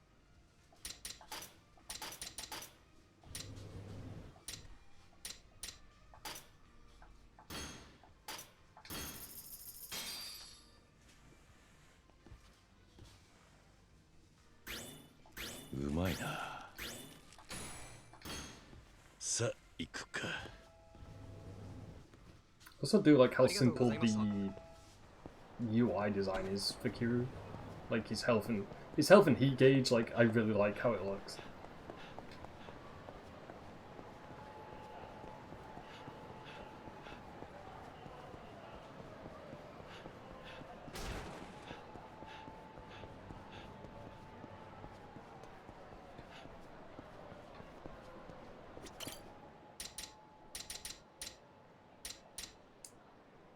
Oh, that boosts our attack. Yeah, let me go drink one of those drinks real quick.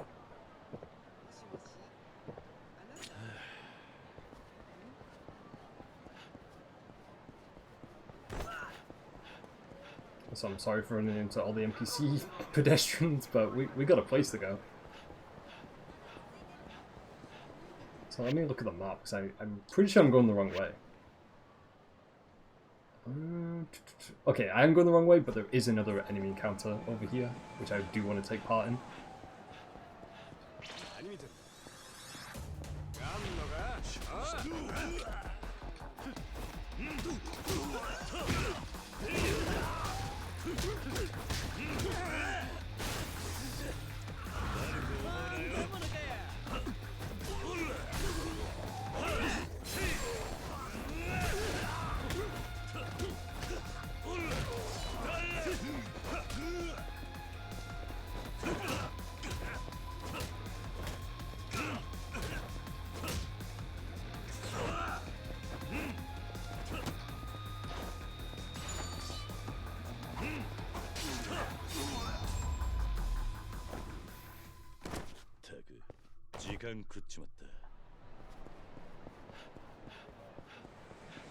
And then let me check which way we need to go.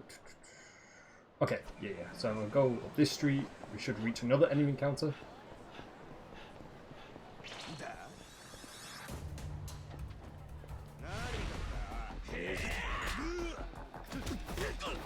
I also need to like get used to that they can take cheap shots to us before we actually get into the animation of fighting them. Oh, Jesus, he's throwing everything at us.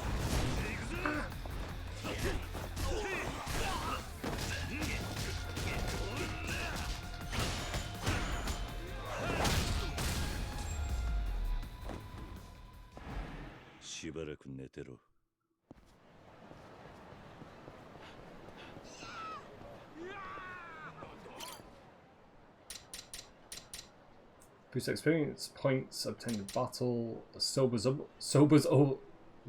up a little bit. God, I don't know why that took me so many attempts to try and say that. What else? Okay, we'll drink one of these then.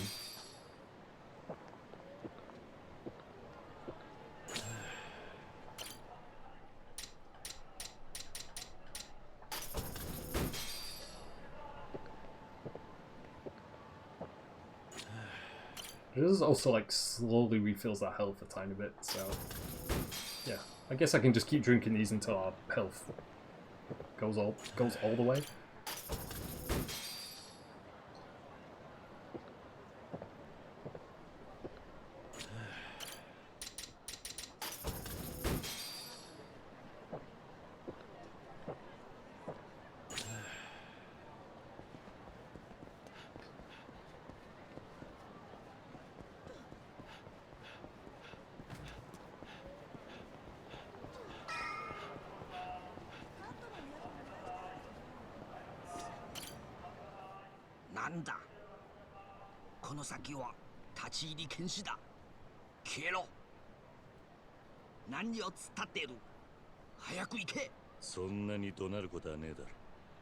Oh, they're definitely hiding something back there.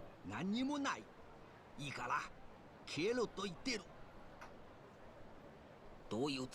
there's only one way of us to find out what they're hiding. そんなに取りたければとしてやる。来い。你留在这儿，别让任何人通过。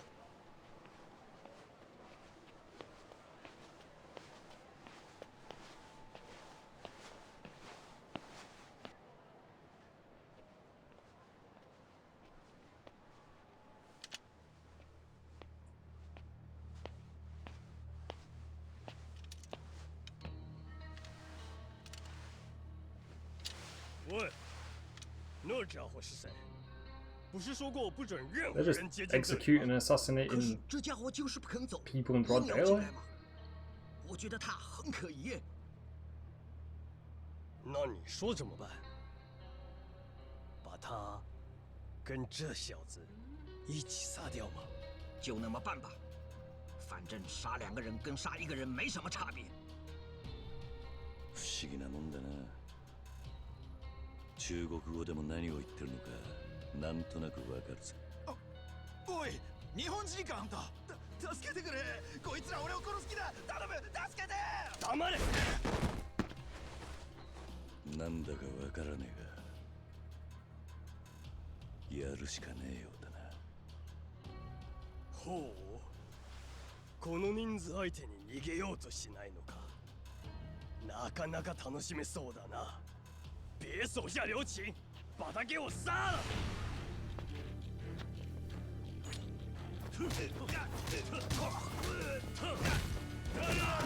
I feel like in such a small amount of time you've introduced the triads as being a pretty big deal.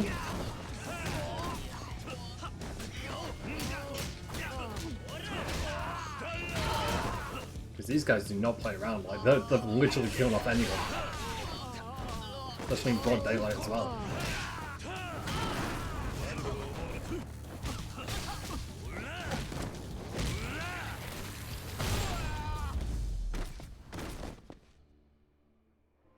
助かった。おい、縄ほどいてくれよ。早く。 The only thing that I'm worried about now is if the triads are the reason why Haruka disappeared for 3 years. 命拾いしたよ。あんたは命の恩人だ。しかしおっさん、すげえ喧嘩慣れしてんだな。マジですげえよ。それよりお前はなんで中国人にやられてたんだ。ああ、俺は登場界なもんだから。 So they're just killing off people in the Tojo ヤ clan. クザと見りゃ俺みたいな駆け出しだろうが見境なしに襲ってきやがる。こっちの人数が揃ってりゃ相手も様子見るんだけどよ。あいにく一人で歩いてたとこで奴らに出くわしちまったんだ。ただ歩いていただけで襲われたってのか。えらい殺気だってるな。狙われてんのは登場界の人間だけじゃねえ。その筋に近いグレ And ー they're のこと going に after 目つけられてる。 civilians. だから今そういう連中はすっかり地下に潜っちまってるよ。なるほど。そうか。秋山が中国人に狙われてる。 Well, Akiyama does have ties to the Yakuza, so it would make sense why they might be going after him. スカイファイナンスの秋山俊。知ってるのか。知ってる知ってる。そこのビルがスカイファイナンスの事務所だった。何ヶ月か前に畳んじまったけど、秋山も中国人たちから身隠してるらしい。あいつは登場界の6代目にも顔が利くってんで目つけられてんだ。秋山が今どこにいるか知ってるか。いや、そうは言わねえけど、でも最近見かけた。前とは別人みてえななりしてよ。児童公園でホームレスに混じってた。おっさん秋山のこと探してんのか。ああ、おかげでいい話が聞けた。何言ってんだよ。こっちは命救われてんだから。俺は人生一家の室田ってんだ。まあ下っ端だけど何かありゃいつでも力になってやるよ。おっさんの名前は桐生だ。ほう、桐生さんね。わかった。じゃあ I was gonna say this guy is not educated, because if we told him our name's Kiru and he doesn't know who Kiru is. 桐生。 Okay, oh, maybe now he knows. 桐生カズマ。いやいや、まさかな。そんなわけねって。な。 Is he putting one on one together? Is he actually? No, no, he's not. Never mind. See, it looked like for a second then he was gonna know who Kiru was, but no. Just like real life, if you consume too much alcohol, you'll get drunk. You can sober up by drinking water or even just letting it wear off as time passes.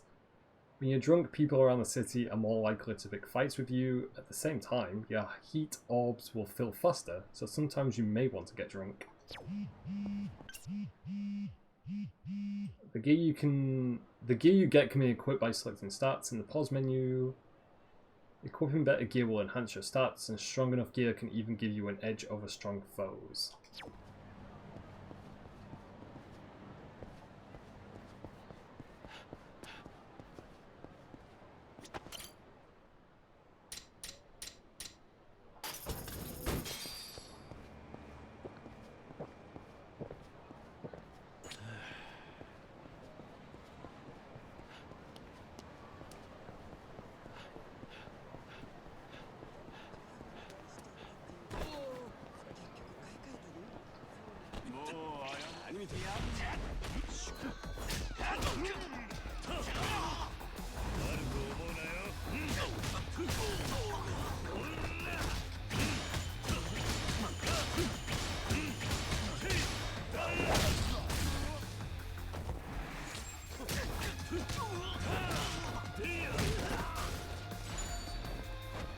Oh, we've got an iron plate. Well, I know what to do with the iron plate. We can probably sell that if it's the same iron plates that were in previous Yakuza games. So I don't think they have any use apart from just selling them. So let me check. Okay, so we can't go down that street. That's a dead end.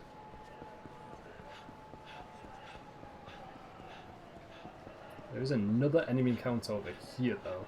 Pretty much any enemy encounter we can get ourselves involved in early on, I do want to be part of.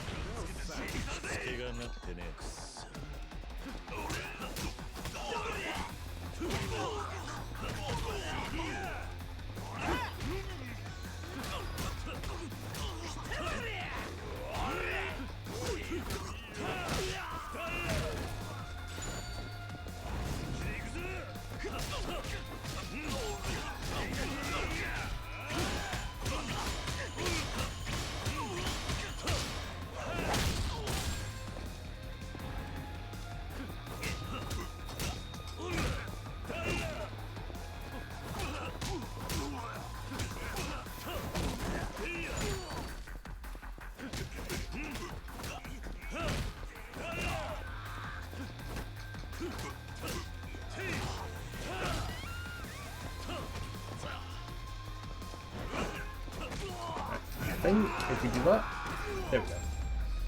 So I wasn't sure if that was going to actually get rid of him or not.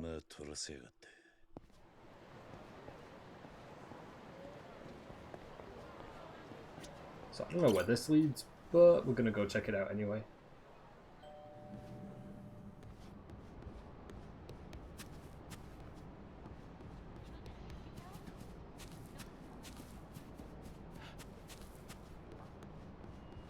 Is there anything actually in here, or is it just like vending machines we can interact with?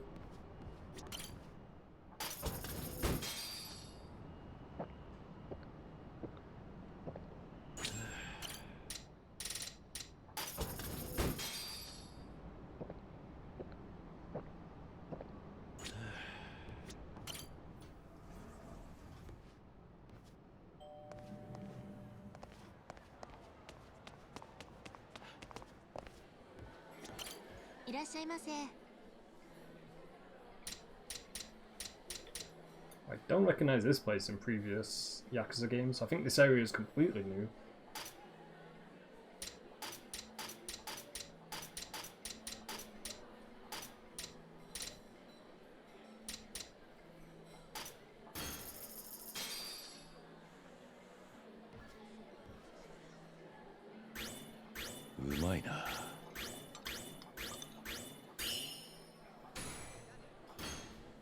Got a ton of experience points out of that. Okay, now I need to actually find the exit in this place because I don't know where to go. Is this the exit? No, that's the roof.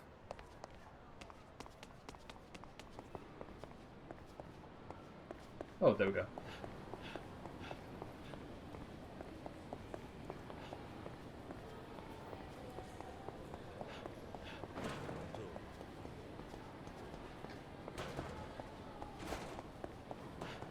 Ah, so that place was part of the Millennium Tower. Oh, and there's an item over here. It's a photo of Nishiki? As you advance through the story, you'll find items that are considered valuables. Valuables have their own tab in the items menu where you can read descriptions of each one. Valuables are often items that are important to the story. You cannot throw away or sell valuables. So we just have a picture of Nishiki. I mean, I understand why there's a picture of Nishiki in this area. Because that's where the, you know, a big part of the story took place in Yakuza 1. But I was not expecting Nishiki to get referenced in Yakuza 6. Definitely not.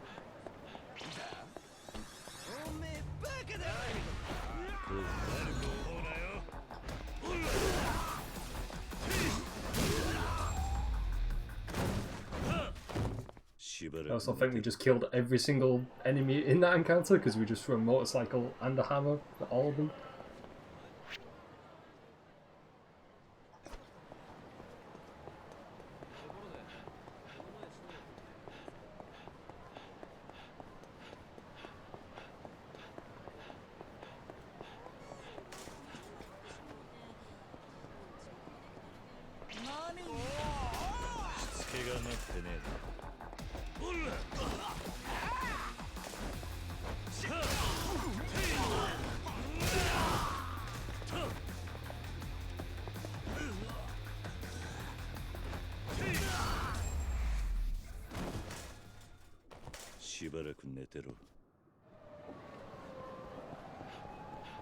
So I think we're going the right direction to our story objective.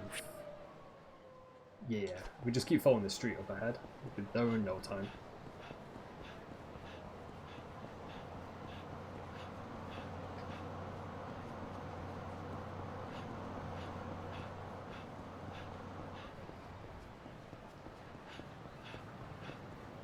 Actually, I'm gonna go visit the convenience store because we've never been to these in Yakuza 6 so far. I do want to see what items they sell. Okay, we'll buy 2 of those. Also, that's a lot of... Oh, never mind, it was the cart that we're looking at. I thought that was our, like, inventory slots. I was going to say that's a lot of inventory slots for Kiryu, but it's just how many items we can buy.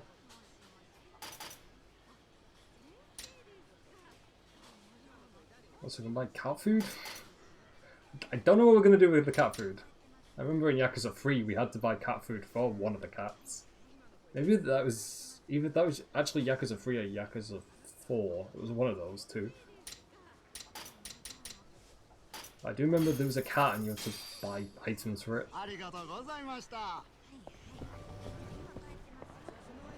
So maybe we'll find a cat again sometime.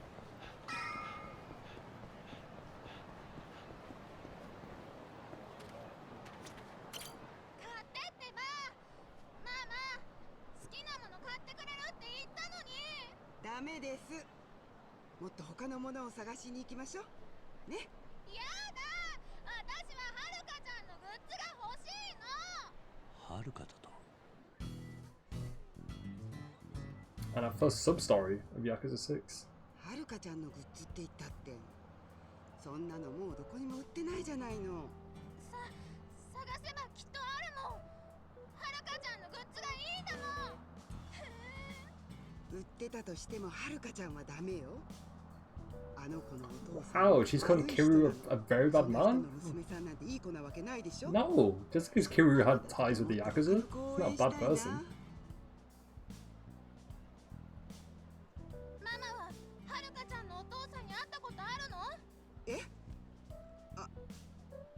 ないでしょ。ママは会ったこともない人を勝手に悪い人だって決めつけちゃうの？もしかしたらいい人かもしれないよ。もう何を言い出すのよ。変なこと言ってママを困らせないで。そんな悪い子もう知りません。まったくヤクザに育てられた子がいい子なわけないでしょうに。あの子はるかのファンだったのかなあ。お前何？お前ははるかのファンなのか？そうだよ。もしかしておじちゃんもはるかちゃんのファンなの？ああ、そうなんだ。俺もはるかちゃんをずっと応援して Just waiting for the kid's mum to just to show up and be like, who's this weird man you're talking to? おじさん大人なのにはるかちゃん好きなんだ。 Now the kid's roasting us by calling us weird. おじさん、はるかちゃんのグッズ売ってるところ知らない？前はいっぱい売ってたのに、今はどこにも売ってないの。いや、悪いが俺も知らねえな。そっか。やっぱりはるかちゃんのお父さんがヤクザだからかな。はるかちゃんのお父さんはヤクザっていうのをしていた。悪い人なんだって。 Yeah, her mum just casually walks off, yeah. 人の子供もきっと悪い子に決まってるって。最近ははるるかちゃんの歌も聞いちゃダメって言うし。そうか。それは She's also saying like, oh, like Haruka's dad is bad because he's part of the Yakuza. It's like was part of the Yakuza a long time ago. 昔ね、大阪に住んでた時に、はるかちゃんが握手会をしてたの。私んち、いつもお父さん仕事で引っ越ししてて、友達が全然できなかったの。それでね、 The last time Yakuza was part, not Yakuza, the last time Kiryu was part of the Yakuza was like what, 2005 in the Yakuza timeline? 私も友達作るのはうまくないけ A ど、 long time ago. 笑顔でいたらきっとお友達できると思うよ。一緒に笑顔で頑張ろうって言ってくれたの。はるかはそんなこと。それで頑張って笑顔でいるようにしてたら、本当にお友達がたくさんできたの。もうはるかちゃんの大ファンになっちゃった。そうか。相談してよかったな。おじさんははるかちゃんのどんなところが好きなの？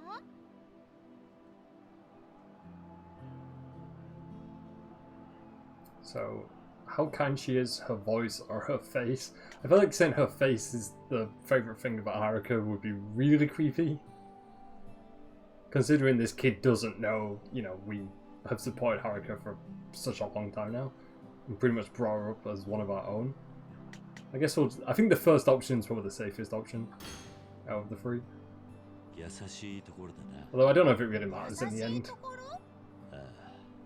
あいつはいつも自分より他の人のことを考えてやれる。あれがあいつの強さなんだろうな。それ、私もわかる気がする。私ね、握手会が終わった後もはるかちゃんを見ていたくてずっと公園に残ってたんだ。そしたらはるかちゃん、会場のスタッフさんと一緒にお片付けしてたの。それ見てて、はるかちゃんって可愛いけどすごくかっこいいなって思った。そうか。さすがはるかだな。あれ？どうしておじさんが嬉しそうな顔してるの？そうか。変なの。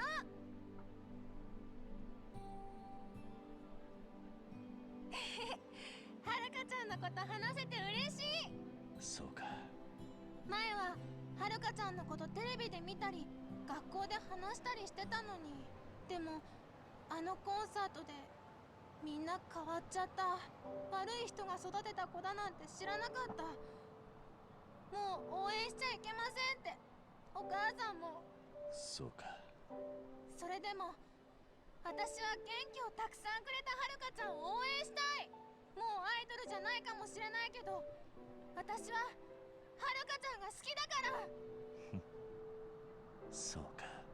はあ、でもはるかちゃんのグッズ欲しかったな。せっかくお誕生日楽しみにしてたのに。よし。俺がはるかのグッズを探してこよう。There's only one place that I can think of in Kamurocho that would sell Haruka merchandise. 俺がプレゼントしてやる。If that store still exists, that is. 'Cause it might not be in Yakuza 6. あやかっていうの。おじさんは？俺は桐生だ。桐生って名字でしょ？名前を教えてよ。カズマだ。カズマさん、はるかちゃんのグッズ楽しみだな。じゃあちょっと探してくるから公園で待っててくれ。うん、わかった。待ってるね、カズマおじさん。さて、はるかのグッズはどこで買えるんだ？まずはドン・キホーテにでも行ってみるか。 So that was the exact store that I was thinking of, the really large one at the end of Kamurocho.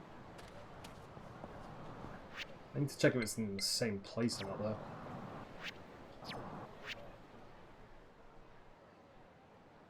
Yeah, that's the store. So we do need to travel a little bit to get over there.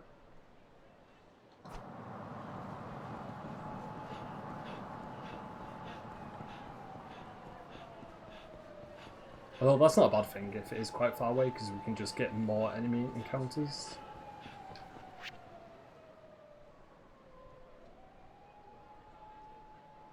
Speaking of enemy encounters, there's one over here. Yeah, it's right in front of us.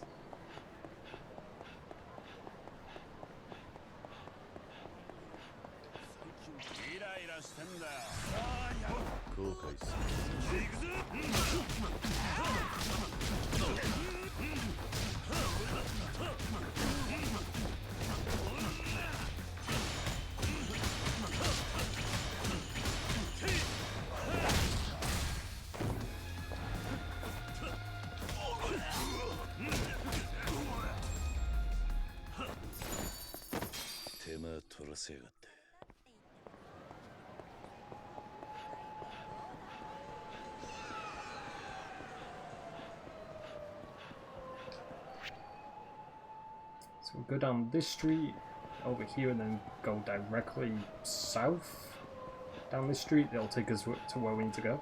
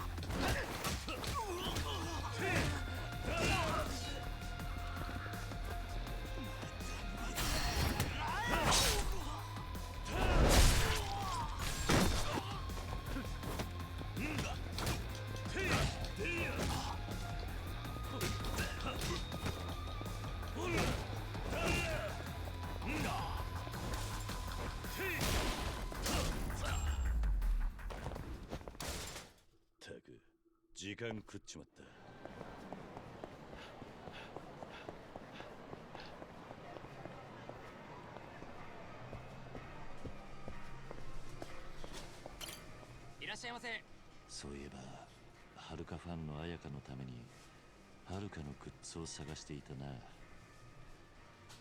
売っているか聞いてみようか。ちょっと聞きたいんだが、この店に昔アイドルだった沢村はるかのグッズは置いているか。沢村はるかさんのグッズですか。お調べいたしますので少々お待ちくださいませ。ああ。お待たせいたしましたお客様。申し訳ございません。沢村はるかさんのグッズはもう製造中止となっており、在庫がない状況でして。そうか、わかった。他を当たってみよう。ありがとうな。劇場前のクラブセガに行ってみるといいかもしれないです。アイドルの写真やグッズを交換したり見せ合ったりしてる人たちをたまに見るので。そうなのか。よく知ってるな。よく遊びに行くもので。すみません、差し出がましいこと言って。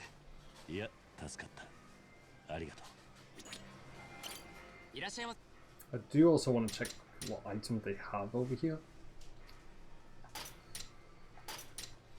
We've got plenty of food items, which we may as well buy because it'll give us more skill points.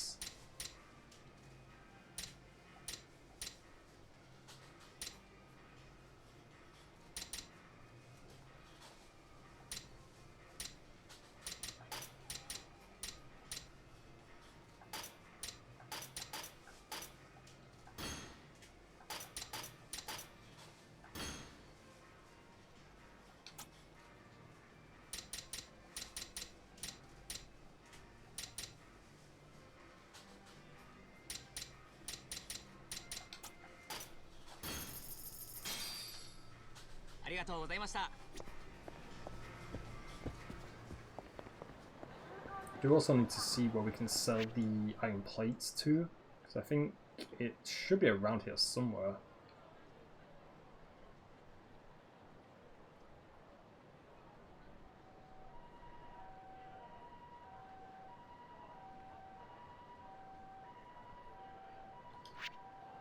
Guess if we go on our location list. Okay, yeah, it's pretty much next door to where we are, actually.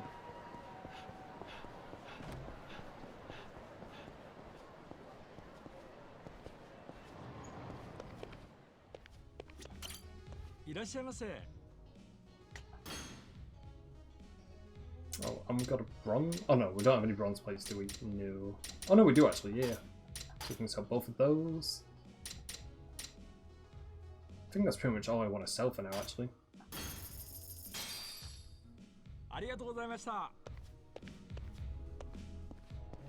It's good to know, like, pretty much all the major important buildings are in the same locations that they were in Yakuza 5 in previous entries. So I'm glad they haven't, like, rearranged Kamurocho too much.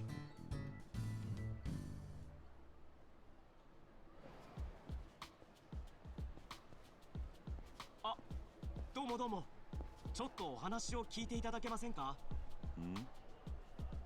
失礼ですがスマホお持ちですよね。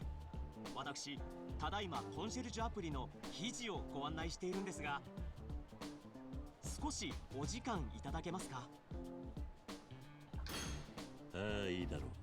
少しだけな。ありがとうございます。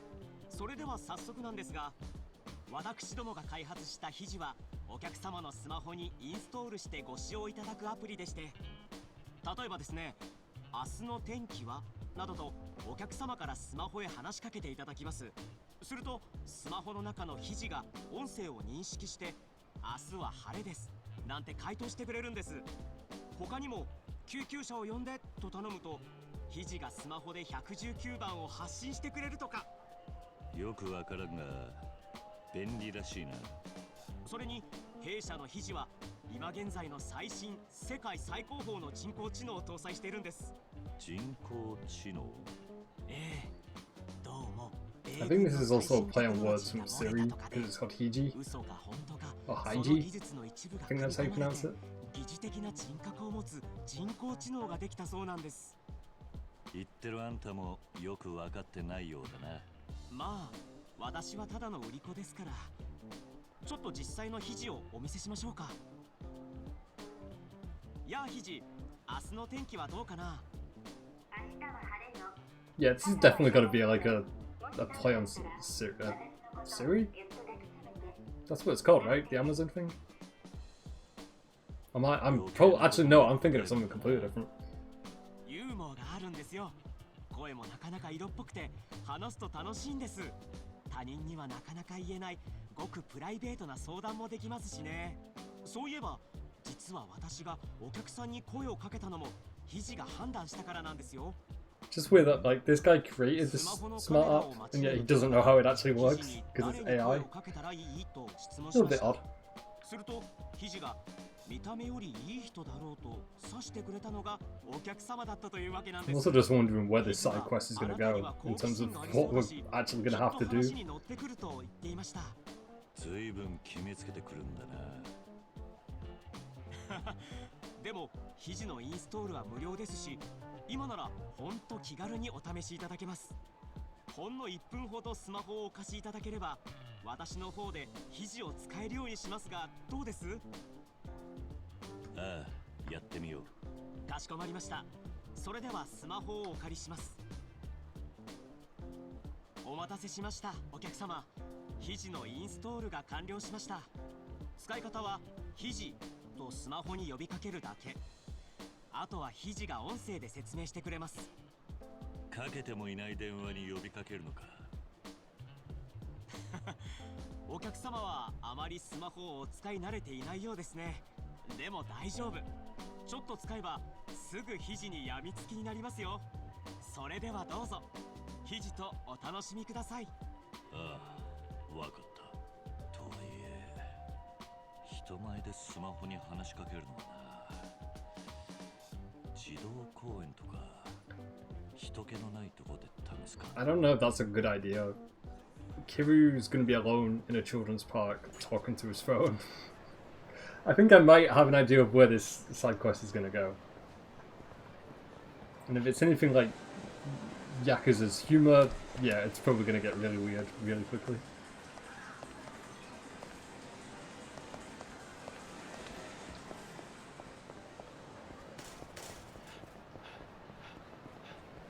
So I've got 2 side quests to do. I'm trying to see which one's the closest. Actually, they're both pretty close to each other, actually.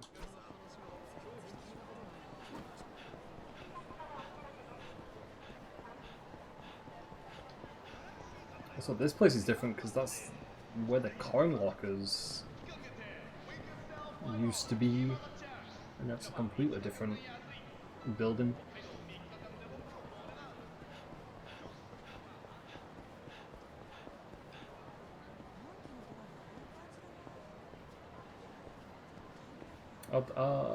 Thanks for tuning in, Calico. I appreciate it, buddy. And I hope you have a nice weekend. I hope to hear from you soon. しつけがなってる。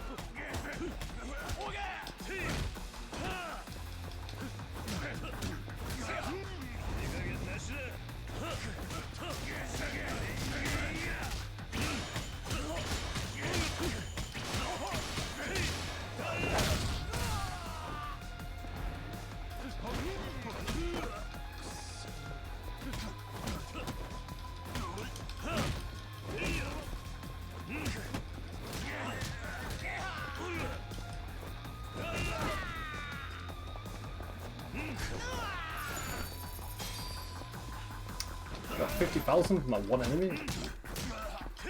So I was thinking, like, oh, we might have to worry about the money situation in game, but apparently not. If we're gonna get money drops like that from normal enemy encounters.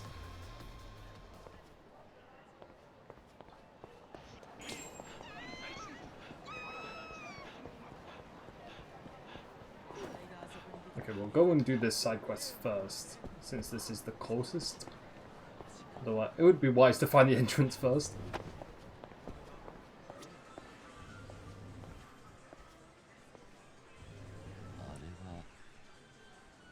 アイドルファンってのはあいつらのことか。片っ端から話を聞いてみるか。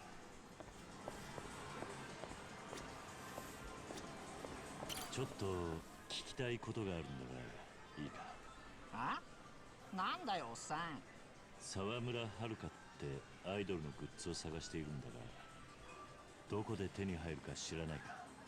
沢村って誰だっけ？なんか聞いたことあるような気がするんだけど、俺夏メロには興味ないんだよね。夏メロだとやっぱ時代はチャート1位のユキティでしょ。俺は常に先端のアイドルを追いかける男だからな。ってわけで昔のアイドルはよくわかんねえや。すいませんね。そうか。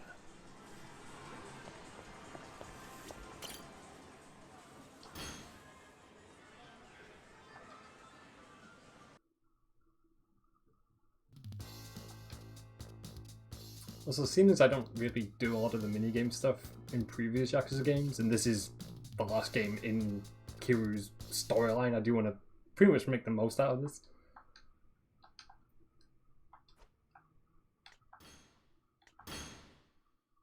So I didn't even think we were doing that minigame right there. I think it was just the tutorial.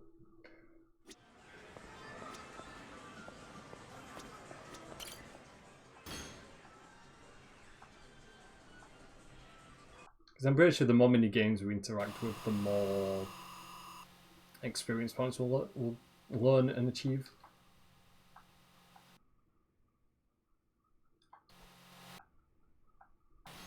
I don't want to exit the minigame, I want to start the minigame. Okay, there we go. There we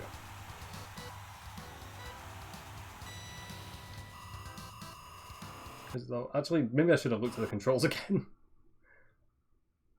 Okay, so it's B to accelerate, A to brake, and X to change gears. Okay.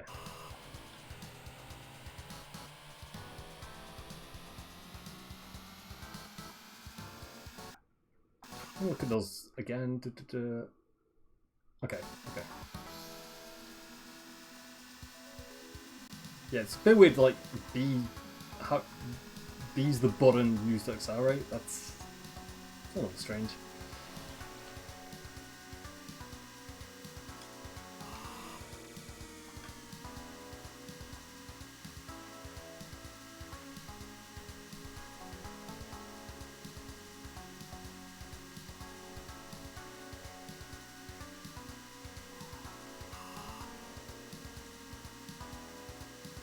I also don't know how many stages there's this either, so we'll see how this first attempt goes, and if it doesn't go too well, then that's fine. At least we gave this mini game a go. I definitely do want to make the most out of this first playthrough for Yakuza 6. I think that was one key thing I wanted to do. Is to spend like a majority of time on the main story, of course, but then also a good majority of time on all the side activities.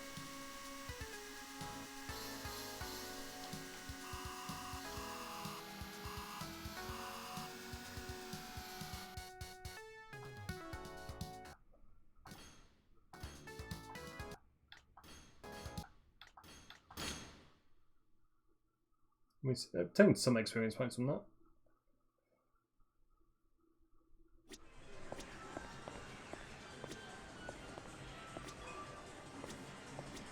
いらっしゃいませ。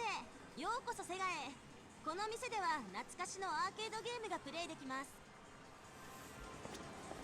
ちょっと聞きたいことがあるんだがいいか。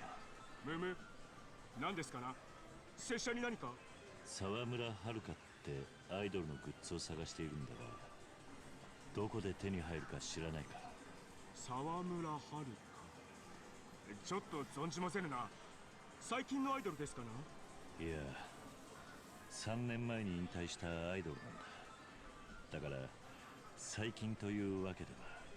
それは最近ですな。何？というのも私、昭和アイドルのファンでしてな。平成に入ってからのアイドルは皆同じに見えてしまう。全く困りものですな。そうなのか。すまん。聞く相手を So far, I've spoken to 2 people and none of them have been too useful. あなたも私と一緒に70年代歌謡コレクションを聞きませぬか。魂が震えますぞ。いや、いい。ちょっと Oh, we already spoke to that guy before. Yeah, definitely already spoke to him.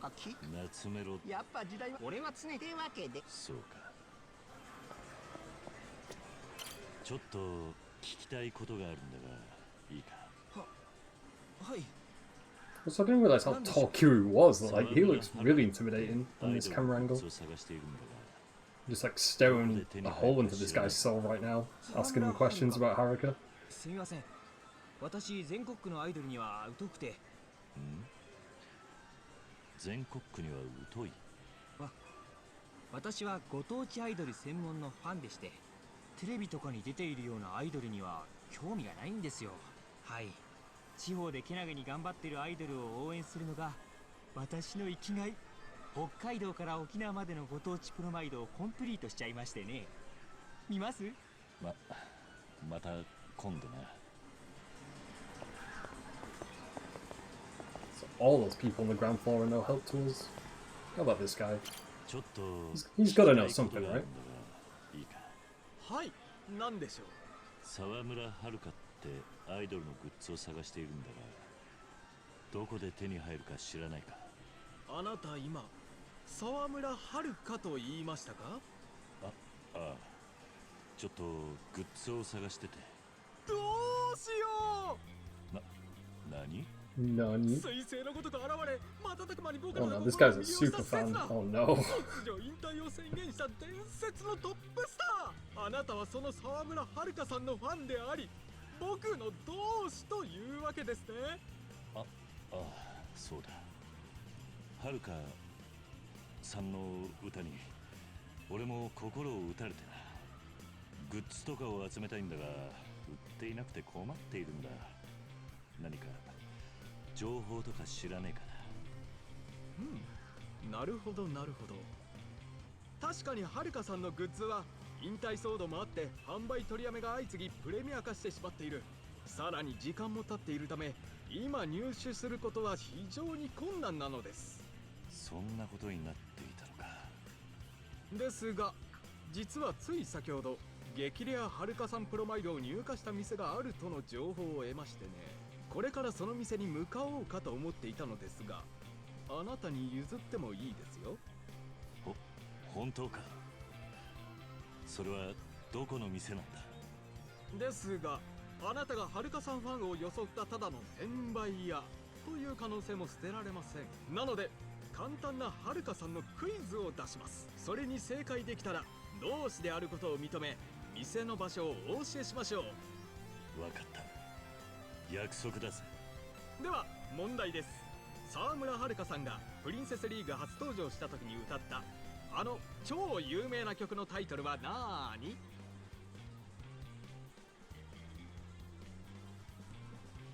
The first song she sang in Yakuza 5.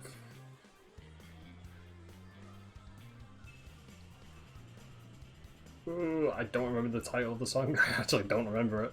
So this is just a wild guess. こんなんじゃないだ。正解。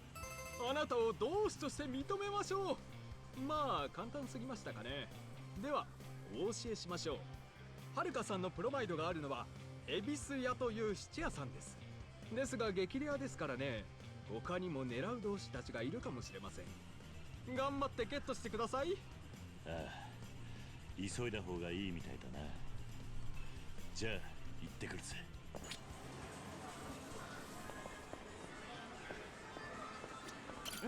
何？私とダーツ勝負したいの？いいよ。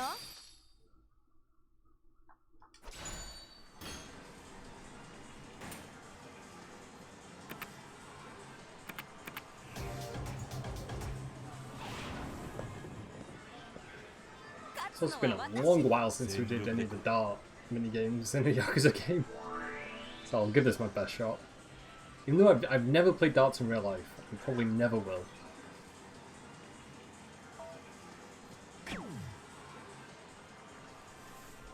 We just gotta try and get the best score.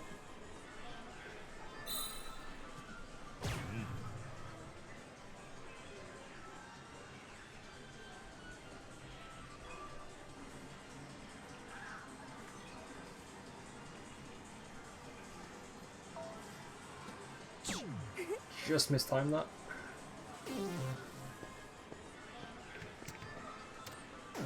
See, I think when we threw the second dart, that might have been the best out of the three.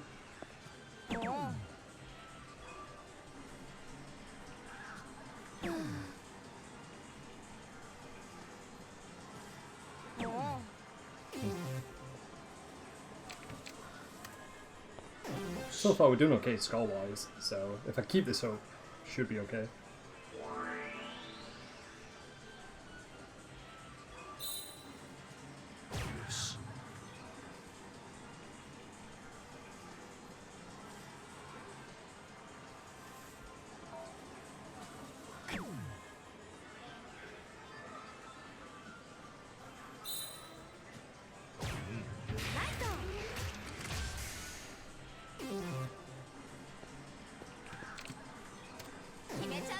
I think I've also definitely got the hang of this because we've got 71 in the first round and over 100 in the second. As long as she doesn't magically catch up to us anytime soon, I think we've got a good chance of winning this. Maybe I spoke too soon because she managed to catch up pretty quickly actually.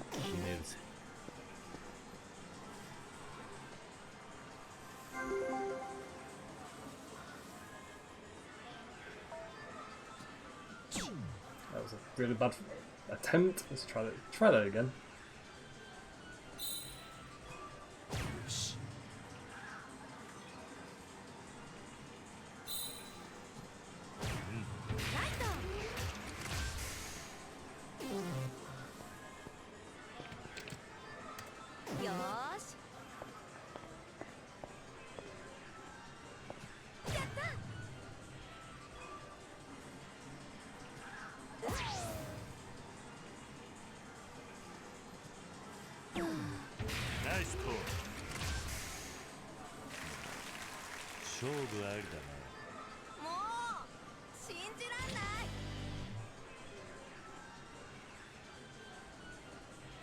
$305 to 264, so we won by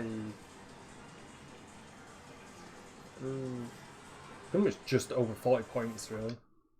Yeah, just about.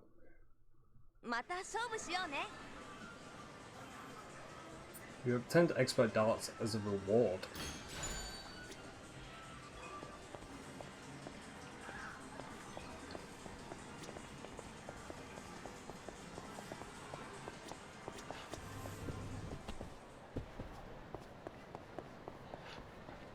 Okay, so so we've got a side quest to do over there. That's also our main story objective is. And then we've got another side quest to do all the way back there.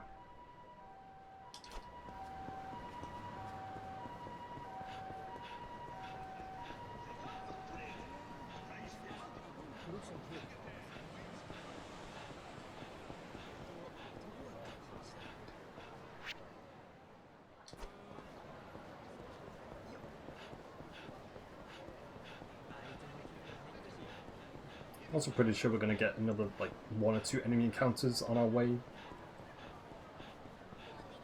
Seems we've got 2 side objectives and a main story to do.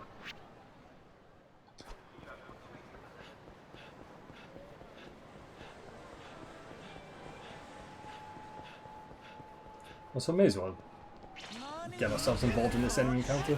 Seems we're pretty close to where we need to be anyway.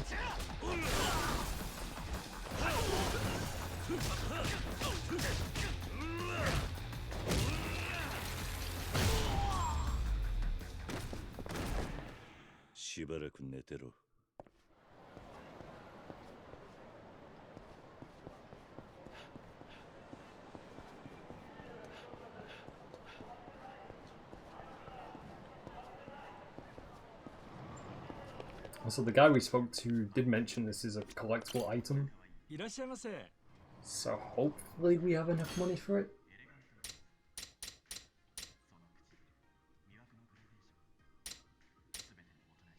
Okay, so it's 50,000, so yeah, we do have enough for it.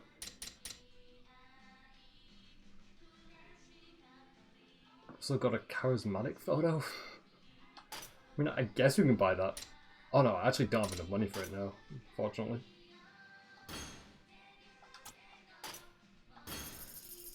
Yeah, we just had enough money to buy the Haruka picture. Although I do want to see, do we have any other items I can sell?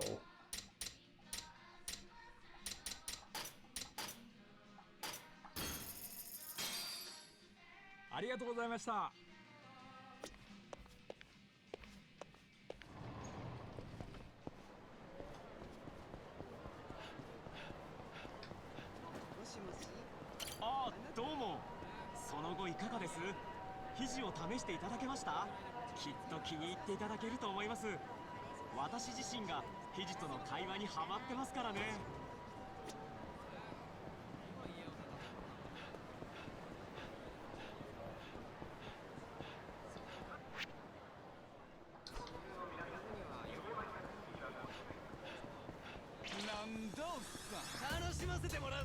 Also got a few items here to use against these dudes.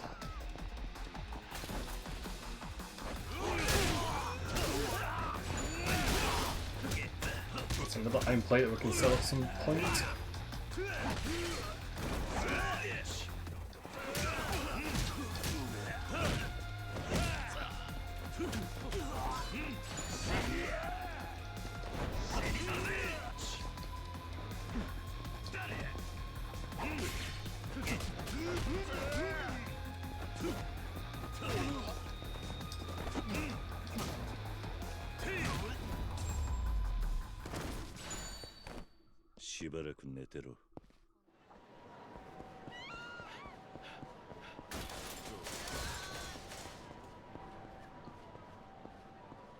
Also, still I'm really curious to see what this is. So I definitely need to keep eyes on if we ever get a code of any sort, so we can actually open that safe and see what's inside.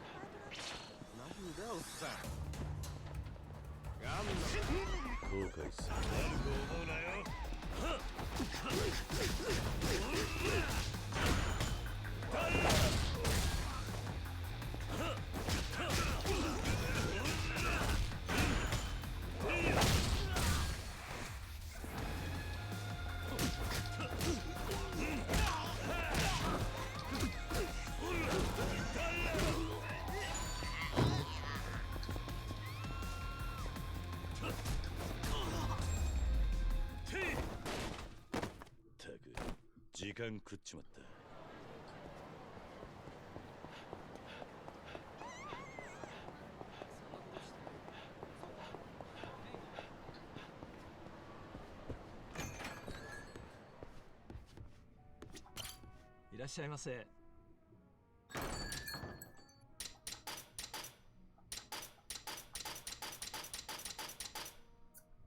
Also, we're definitely getting drunk after all these alcohol items that we're about to purchase. Oh, never mind, we don't have enough money. Never mind. I guess we only have enough money for probably,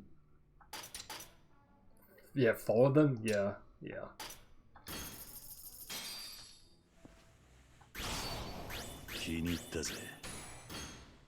Oh yeah, we're extremely drunk right now. I mean, that's not a bad thing, because they did say whenever we get drunk as Kiryu, we have more chances of picking fights with enemies. Although, oh, I completely forgot that he's actually really hard to control, and he just runs around everywhere. I guess that's going to be the downside to getting Kiryu drunk. Like, I'm trying to walk in a straight line with him right now, and that is definitely not working.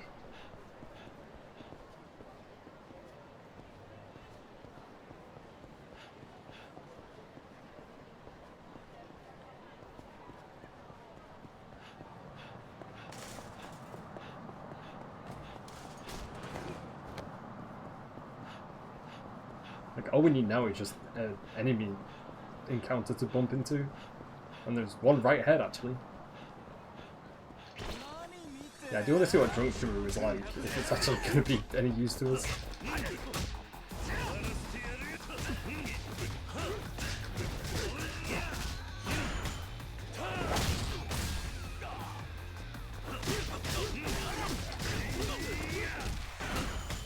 think we might actually be doing more damage while we're drunk. We've beaten these guys up like a little bit more quicker than normal.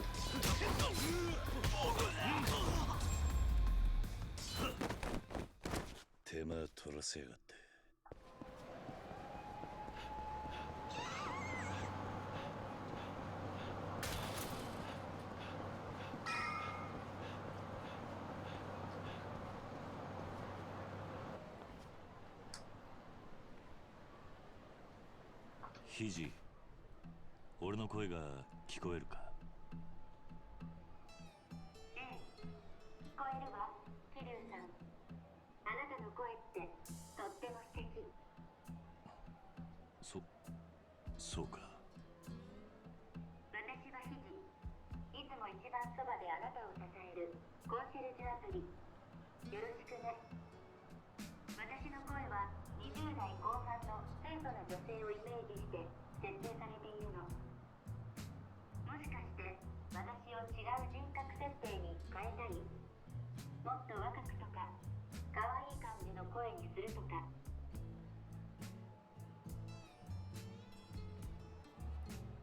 We're actually flirting with an AI app right now. This is what I meant with it being Yakuza themed in its writing. It's just gonna get really weird really quickly. And that's perfectly okay, because that's what the Yakuza series does. もっと若い方がいいな。そう？うふふ。でもダメ。私があなたのことを気に入っちゃったから。私たちまだ会ったばかりなのよ。これからじっくり分かり合いましょう。浮気は嫌。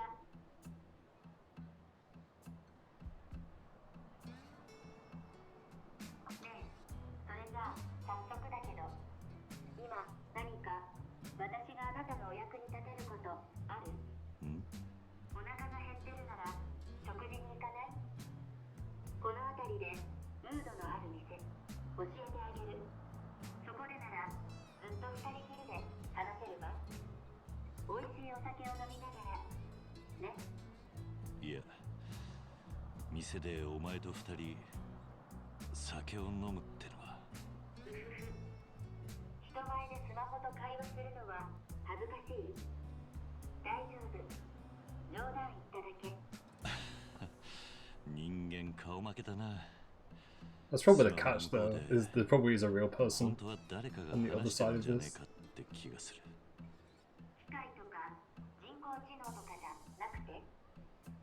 Although it would be interesting if, for the rest of the playthrough, anytime we interact with Kiru's phone, it like talks to you. That would be kind of cool. Although it could also get really annoying really quickly.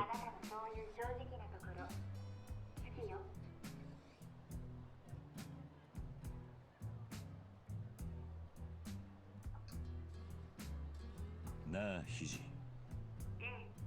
何か私に頼み事？ああ、少し聞きたいんだが、そうだな。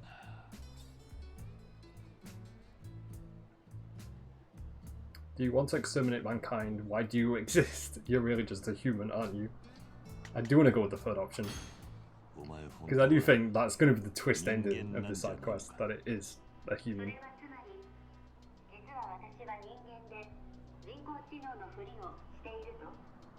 ああ、なんだかそんな気がしてる。そんな風に言われるなんて本当に光栄だわ。でも私はコンシェルジュアプリ記事、あくまで人間らしく振る舞っているだけの人工知能だから、もしも私に恋なんてしたらあなた大変よ。口の減らねえやつだな。私にはユーモアの要素が組み込まれているの。まあ彼女とは違うよね。彼女？私と同じコンシェルジュアプリでもうすでに世界中に普及しているこのことよ。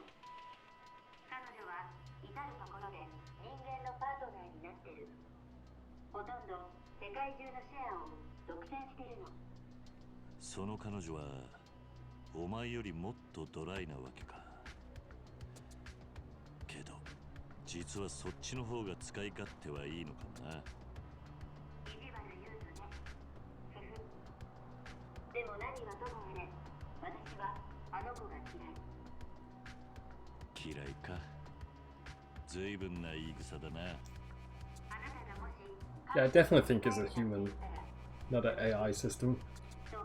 Just the way that it's emotionally getting attached to another AI system. It's, I don't know, it's a little weird. And just certain things that it said, I'm like, would an AI system really say that? ところで、お前を開発したのはどういう連中なんだ？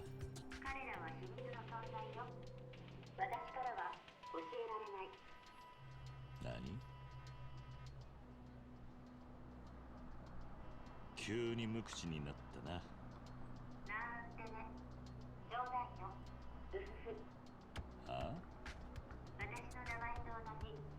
記事って会社が開発者。ソフト開発が主なビジネス。まだ小さいけど。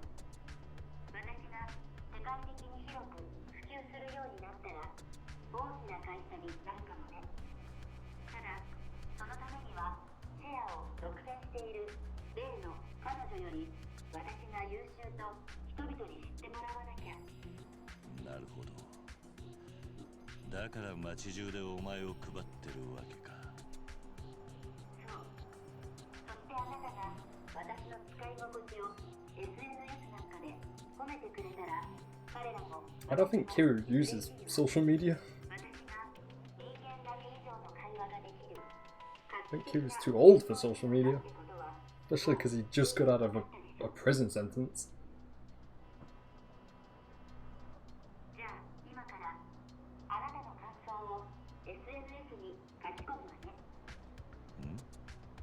スマホに向かって感想を言ってくれる？それを文字にして書き込むのは私がやるから。面倒だ。後にしてくれ。了解。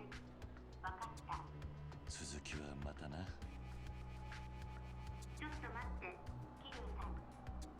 今から私が優秀だってところちゃんと見せる。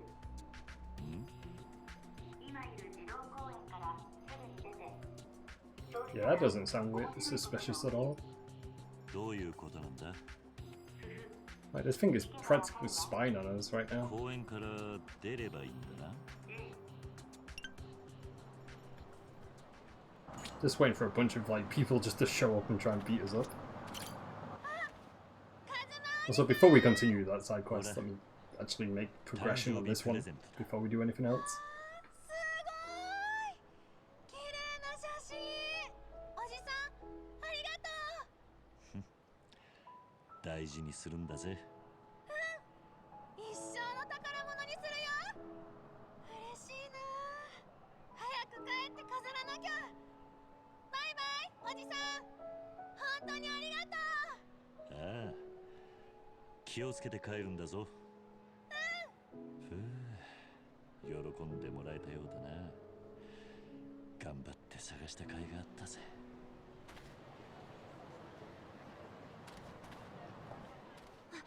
お願い、助けて。ん？すみません。あの人ずっと私についてきて。釣れないこと言わないでよ、お姉さん。ちょっと付き合ってって言っただけじあなたならきっと助けてくれるって私の肘が教えてくれたんです。何？ゃん。おっさん、女横取りしてんじゃねえや。かっこつけてっと怪我すんだ。肘はわざわざ俺を面倒に巻き込んだのか。勝手なことをしやがる。何言ってんだこら。何にしてもお前らは騒がしすぎる。少し静かにしてもらおうか。やる気かよ。面白い。上等だ。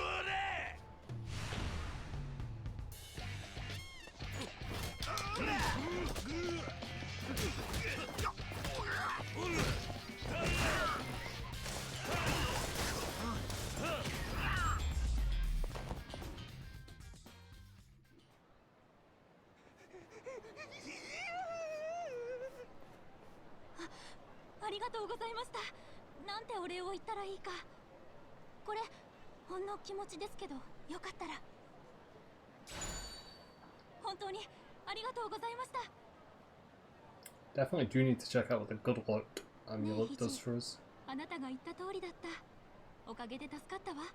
あなたの役に立てて私も嬉しいわ。じゃあ私の良さを SNS に書き込もうか。もうしょうがないな。分かったってば。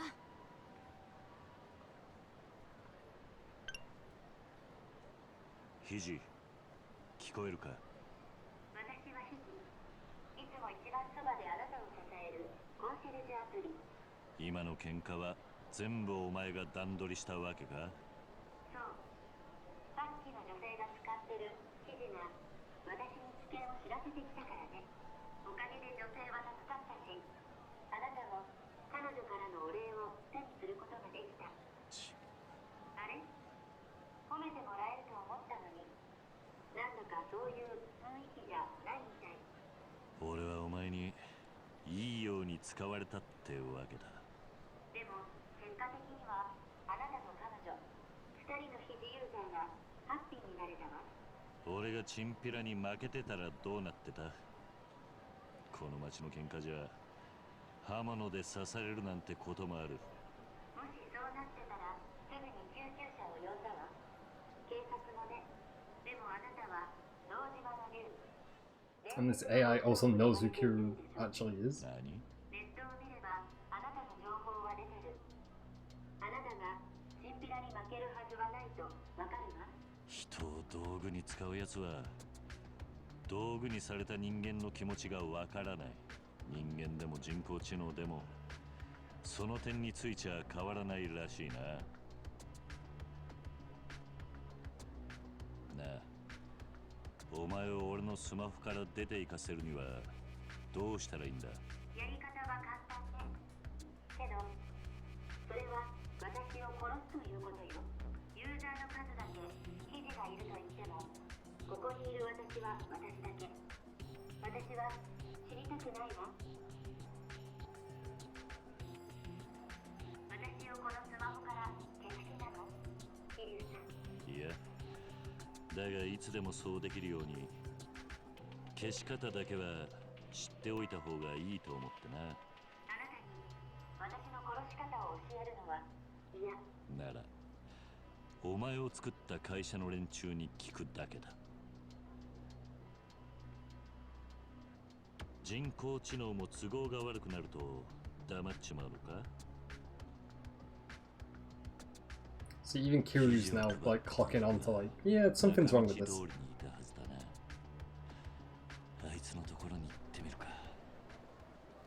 It's also quite a long side story as well. I wasn't expecting it to be as long as it is. So we need to go back to the salesman, which was, he's also quite far away.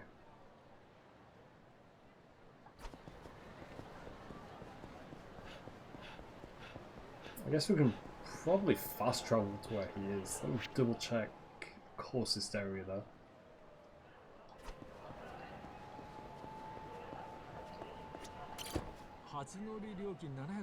Oh, and we don't have enough yen.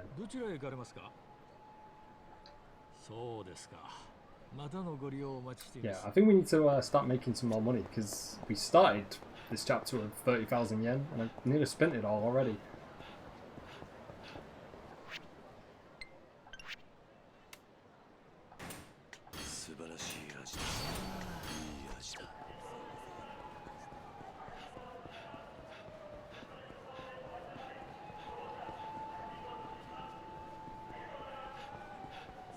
I do want to see if we can get any money drops and fighting any of these enemy encounters.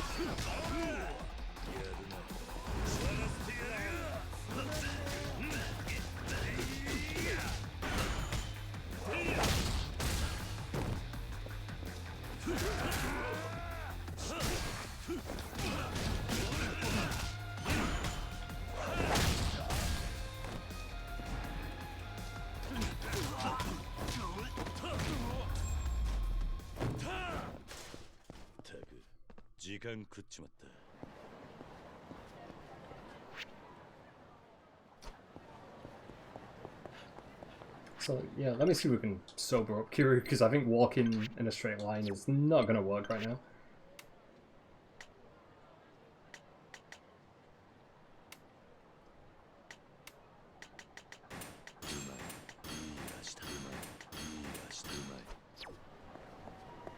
And that didn't work, so yeah, we're still extremely drunk right now. I'll try and make this work as best I can, but yeah, Kiryu not being able to walk in a straight line is quite difficult to control.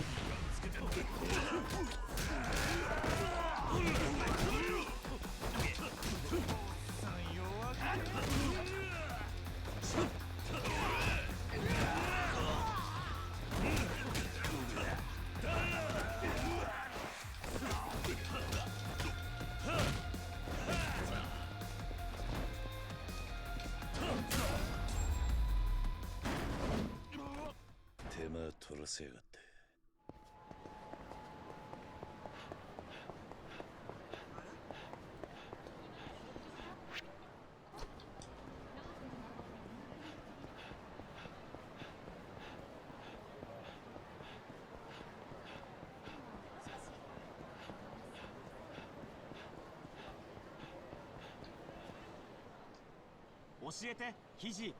誰に声をかけたらいい？あいつは肘を配ってたやつだな。あ、これはどうも。どうでした、お客様。肘の使い心地、ご満足いただけました？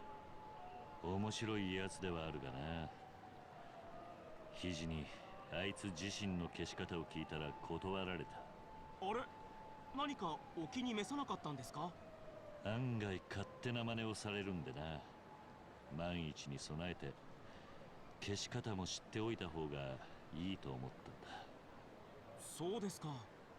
いやでもおかしいな。聞けばアンインストールの方法も答えるはずです。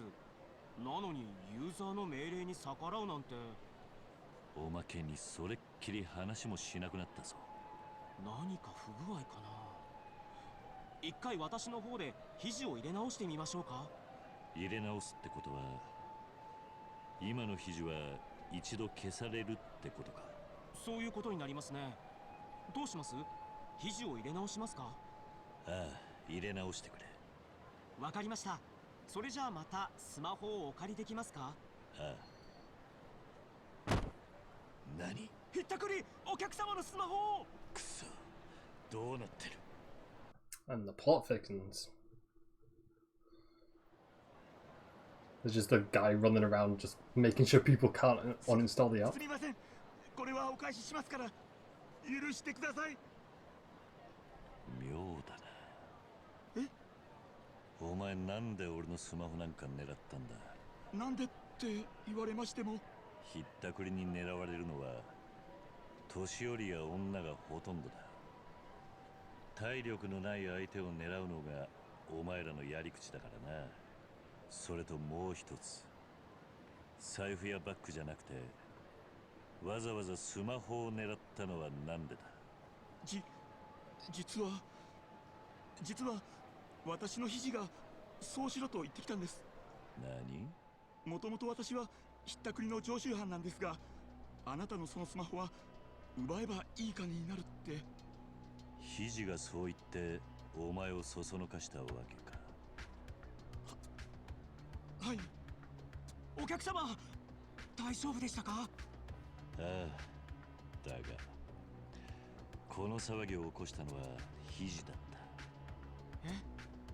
た。多分俺の肘とひったくりの肘が連携を取ったことで今のこの状況になったんだ。肘、何か俺に言うことはねえのか。私は自分の身を守ろうとしただけ。あなたたちに危害を加えるつもりはなかった。ひったくりに私ごとスマホを奪わせれば、私はあなたに消されずに済むはずだったの。自分の身を守るために肘がまさかこんな風に人を操るなんて。私はいや我が社はなんて危険な They 人 just 工 made 知 a 能を作っ rogue てしまったの。 AI, pretty much. 桐生さん、それにひったくりのあなたも申し訳ないが肘を削除させてもらえますか？肘はこの世界に生まれるにはまだ早すぎた。今は私そう思います。なあ肘、分かってる。私を消すのね、桐生さん。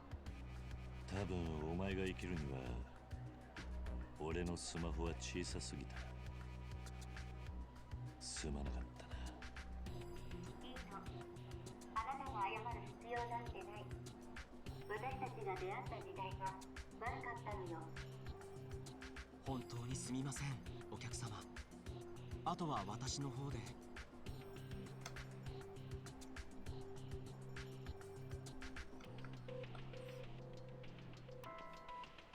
肘のアンインストールができました。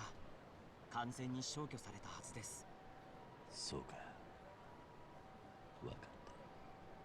この町で配布された肘は私が逐一削除するつもりです。彼女たちが手を組んで人類の敵に回るなんてことになったら大変ですからね。ただネット上からばらまかれたものもあるので、一体どのくらいの数が出回ってしまったのか。ヒジ、道に迷ったみたい。今私どこにいるのかな？私はヒジ。いつも一番そばであなたを支えるコンシェルジュアプリ。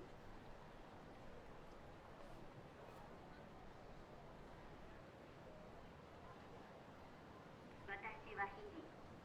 いつも一番そばであなたを支えるコンシェルジュアプリ。 And that was the end of that quest.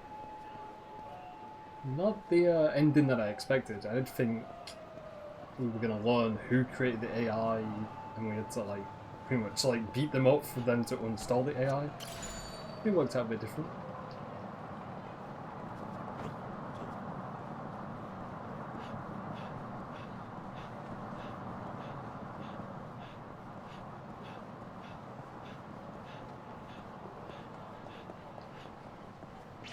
So we'll quickly take part in this enemy encounter, because we definitely need to see if we can get any money drops from any of them.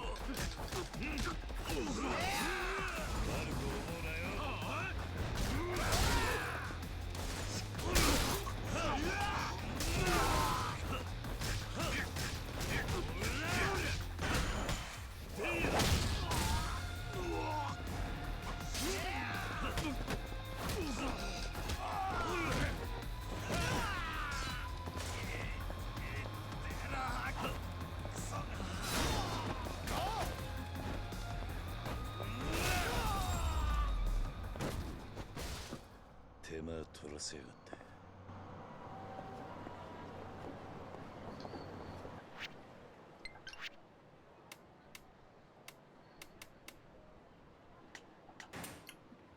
Useful when you need a little health boost, but we do need some health. Yeah. So speaking of health, let me see if there's any more stats that we can upgrade.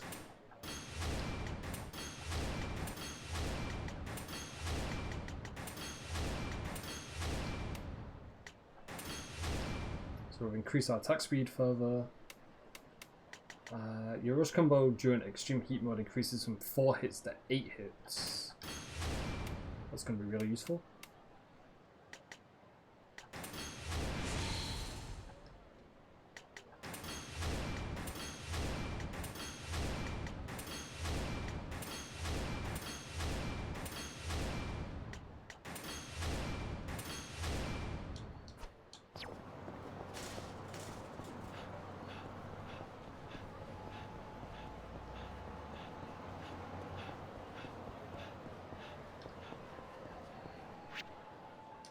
So let me check, how much money do we actually have? Yeah, only 642 yen. Yeah. Yeah, we're going to try and make money as quick as possible. I don't know if we will get money for each chapter we complete. So I remember there was one Yakuza game that did give you a lot of money for each chapter. I want to say it was Yakuza 0, because that would make sense, considering how money heavy that game was. Especially with the main story.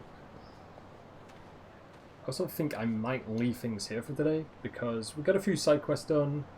We made a tiny bit of progression for the main story. Like, only a tiny bit. But it was just kind of good. Oh, never mind. Never mind. We got rudely interrupted.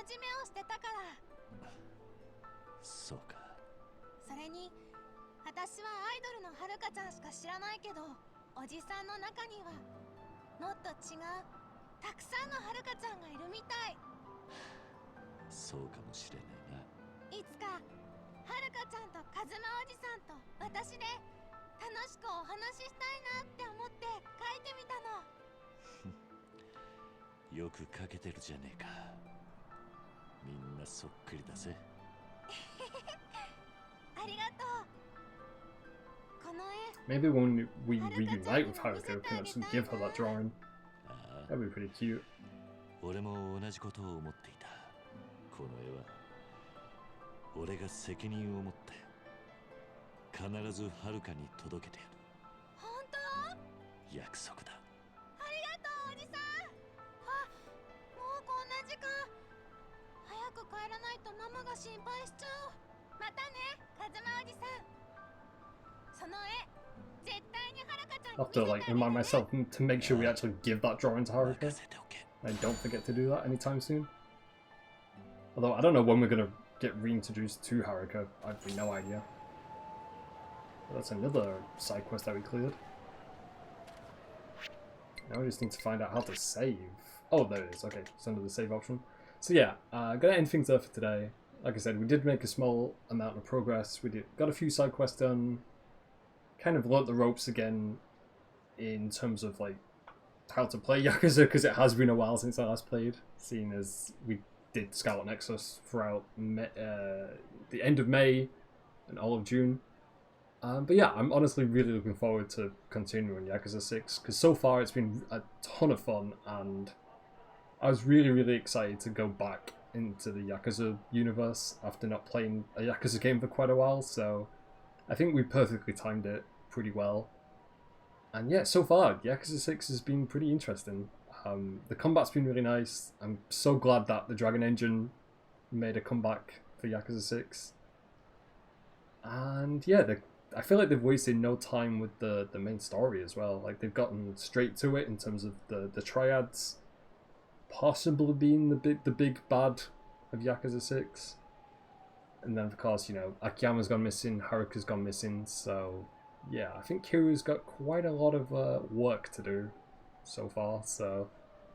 But just from this opening chapter, yeah, it's been pretty good, so I don't know where else the story's going to go, but I'm looking forward to it either way, so yeah. Alrighty, so yeah, I'm going to end things there anyway, so yeah, there'll possibly be another stream either on Monday next week or next Wednesday. I'm not entirely sure, but I'm kind of looking at both of those days. So yeah, we'll see what happens. But of course, with it being Sunday tomorrow, there won't be any stream, because I don't normally stream on Sundays too often. But yeah, apart from that, yeah. Alrighty, so yeah, either Monday or Wednesday. But I do know July is going to be very, very heavily focused on Yakuza 6. So yeah, as long as we stick to that, should be no problem. But yeah, alrighty. I hope all of you have a good weekend. And I'll see you guys soon. Alrighty. I'll talk to you guys later. Bye. Bye-bye. Bye.